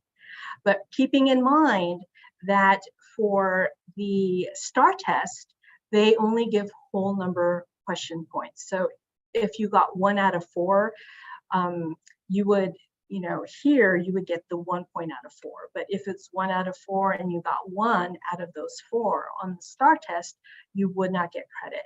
If you got 2 or 3 out of the 4, then you would still get half credit for that question. And so here is the ordering one. And again, when you're setting these up, you're going to place the steps, and then you have to make sure that you want them in the order, the order that you like. And then here I put partial credit, but from the session that I attended, some of the ordering, they will not give partial credit. So it's either you get the complete ordering correct on the STAR test, or you will not get any points at all. So that is something that you might want to take into consideration. Okay. And then we have fill in the blank. And what I like about Schoology is that it tells you like how to set these questions up. So if you're not familiar with the question type, if you want to watch the video, you can go to the Schoology channel, and they have all kinds of videos set up that will help you with the different question types. And again, you're determining if you want exact match or a partial match, and getting that for your students. And this is one of the things that I had to learn because it wasn't available last year, or the last time I created a test, is this hotspot. And so with the hotspot questions, you will upload your image, right? And then you can click on different parts of it, and then assign, and then you're going to assign those spots. And so let's take a look at the question itself. And so what does a puppy use to sniff its food? Okay, and so you have to click on the body part. So I would click that, and that would be my answer. And you know, it shows that I got it right. And so this is a very different type of question that that students will see. And I encourage y'all to use these question types within your lesson themselves, so that the more practice that children have, the students have, the more successful they'll be on the actual START test. Okay, and then fill in the blank drop down. And so you put the responses there. And again, you're giving the, you know, partial or exact match. And then that's what that looks like. Okay. And let's see. You can choose an audio response, right, for our foreign language, perhaps, that the students would use the microphone and record their response. And there's also a video response where the students would press record. And now that, you know, their Chromebooks have cameras and it has a screencastify, they can record their answer. And again, this is really good for foreign language, or if you want them to, you know, a lot of students want to share their voice and they might not, you know, they're more expressive this way. So this is like a great way to do an exit ticket. Tell me 3 things that you've learned. And they can record and they'll go to town, or maybe you're doing, you know, a little homework assignment. It was okay, like I taught physics. And so I said, okay, I want you to record something that accelerated, or show me, you know, how the topic that we learned in physics today, show me a real world example when, you know, like as you're going home or when you're in your practice or things like that. So they can actually record a video and submit that. This one is a little tricky, but if you want for them to upload a file, you can. And so the question that I had was upload a drawing of your favorite cartoon character. Of course, this is just, you know, in fun. But you can preview the question, and then they have these different types of formats that they can upload. You can also determine how many, let's go back.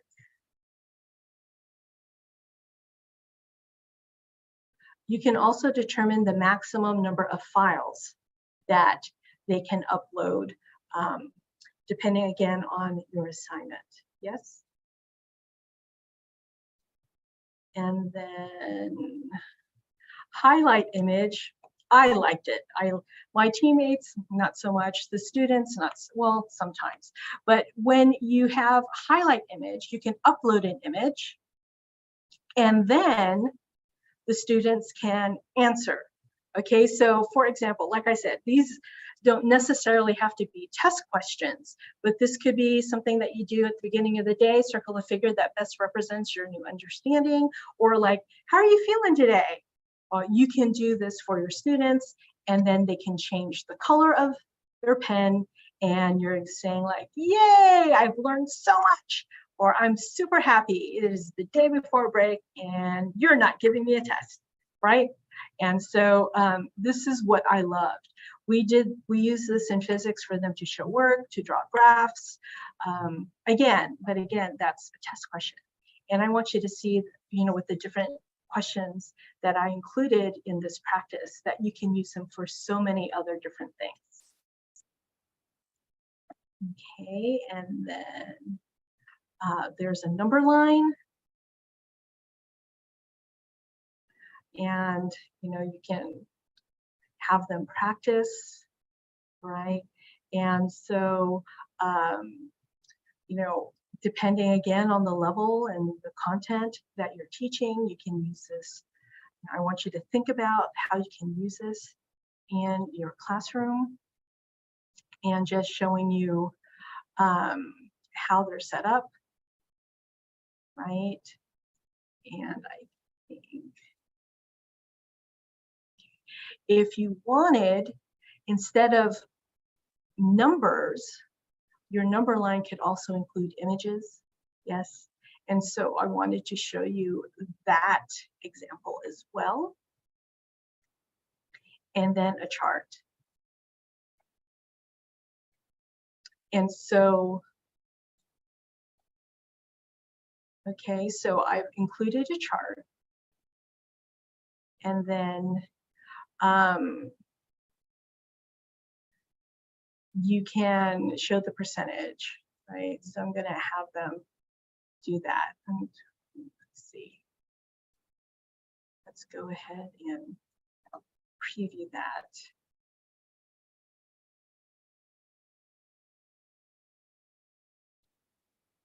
Okay. Oops.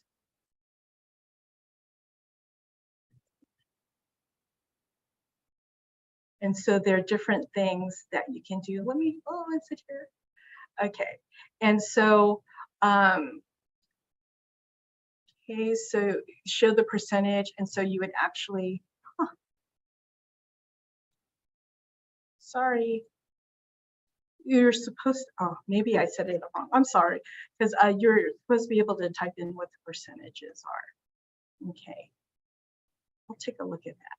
But those are the questions and the question types. I try to highlight the ones that are not your typical for summative assessment type, but just to show you the versatility that you have with the different questions that you can include within your lesson cycle.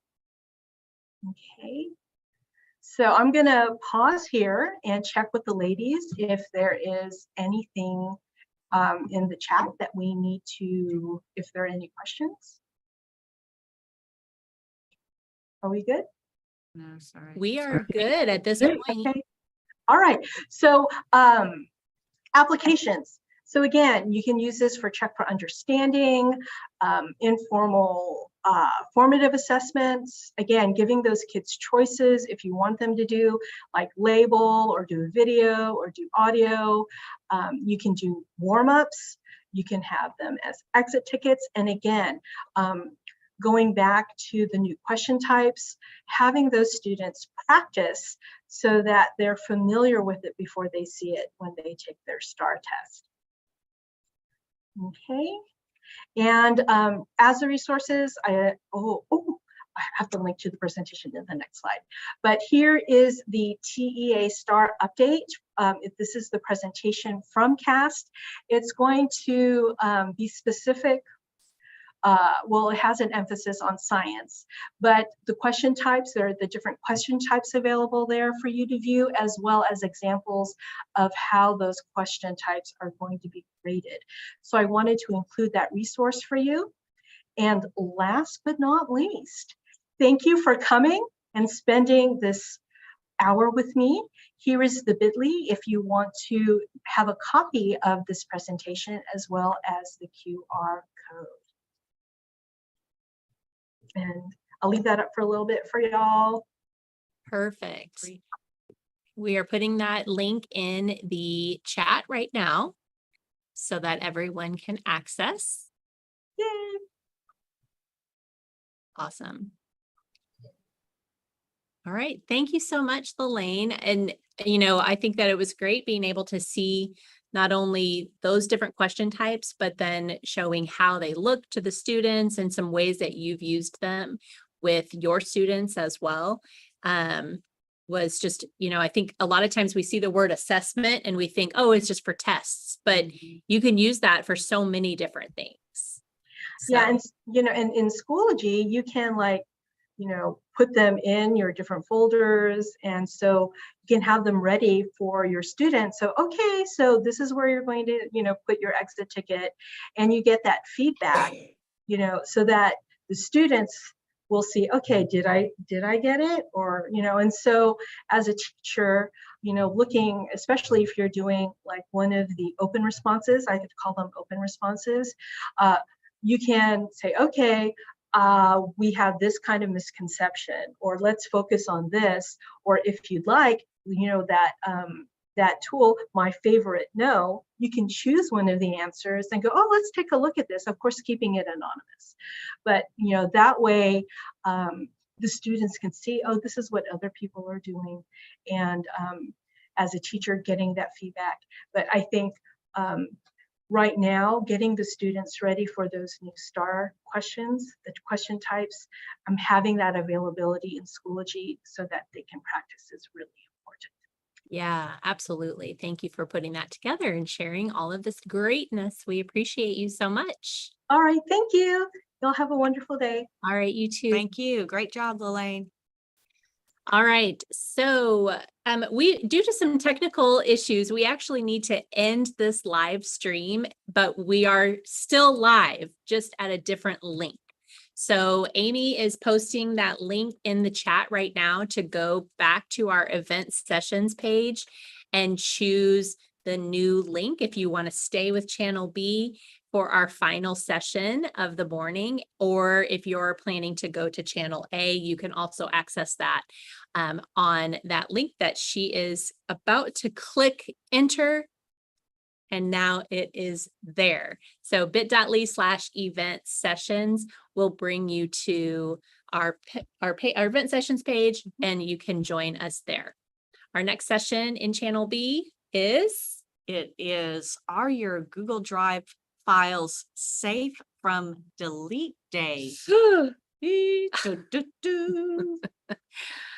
you're going to want to stay in Channel B and join us for that. Great information on how you can have all of your files ready to go for anytime someone leaves the district. Okay, that's what you mean by delete day. All right, so we encourage you to tweet a selfie. We know that everyone, do you want to be in our commercial? Do you want to be like internet famous? We know you do. We know you do. We do. So you can tweet a selfie and you just might find yourself in our next commercial. So again, we are ending this live stream, but there's already another one going for our final session of the day. Just go to that link to get back to it.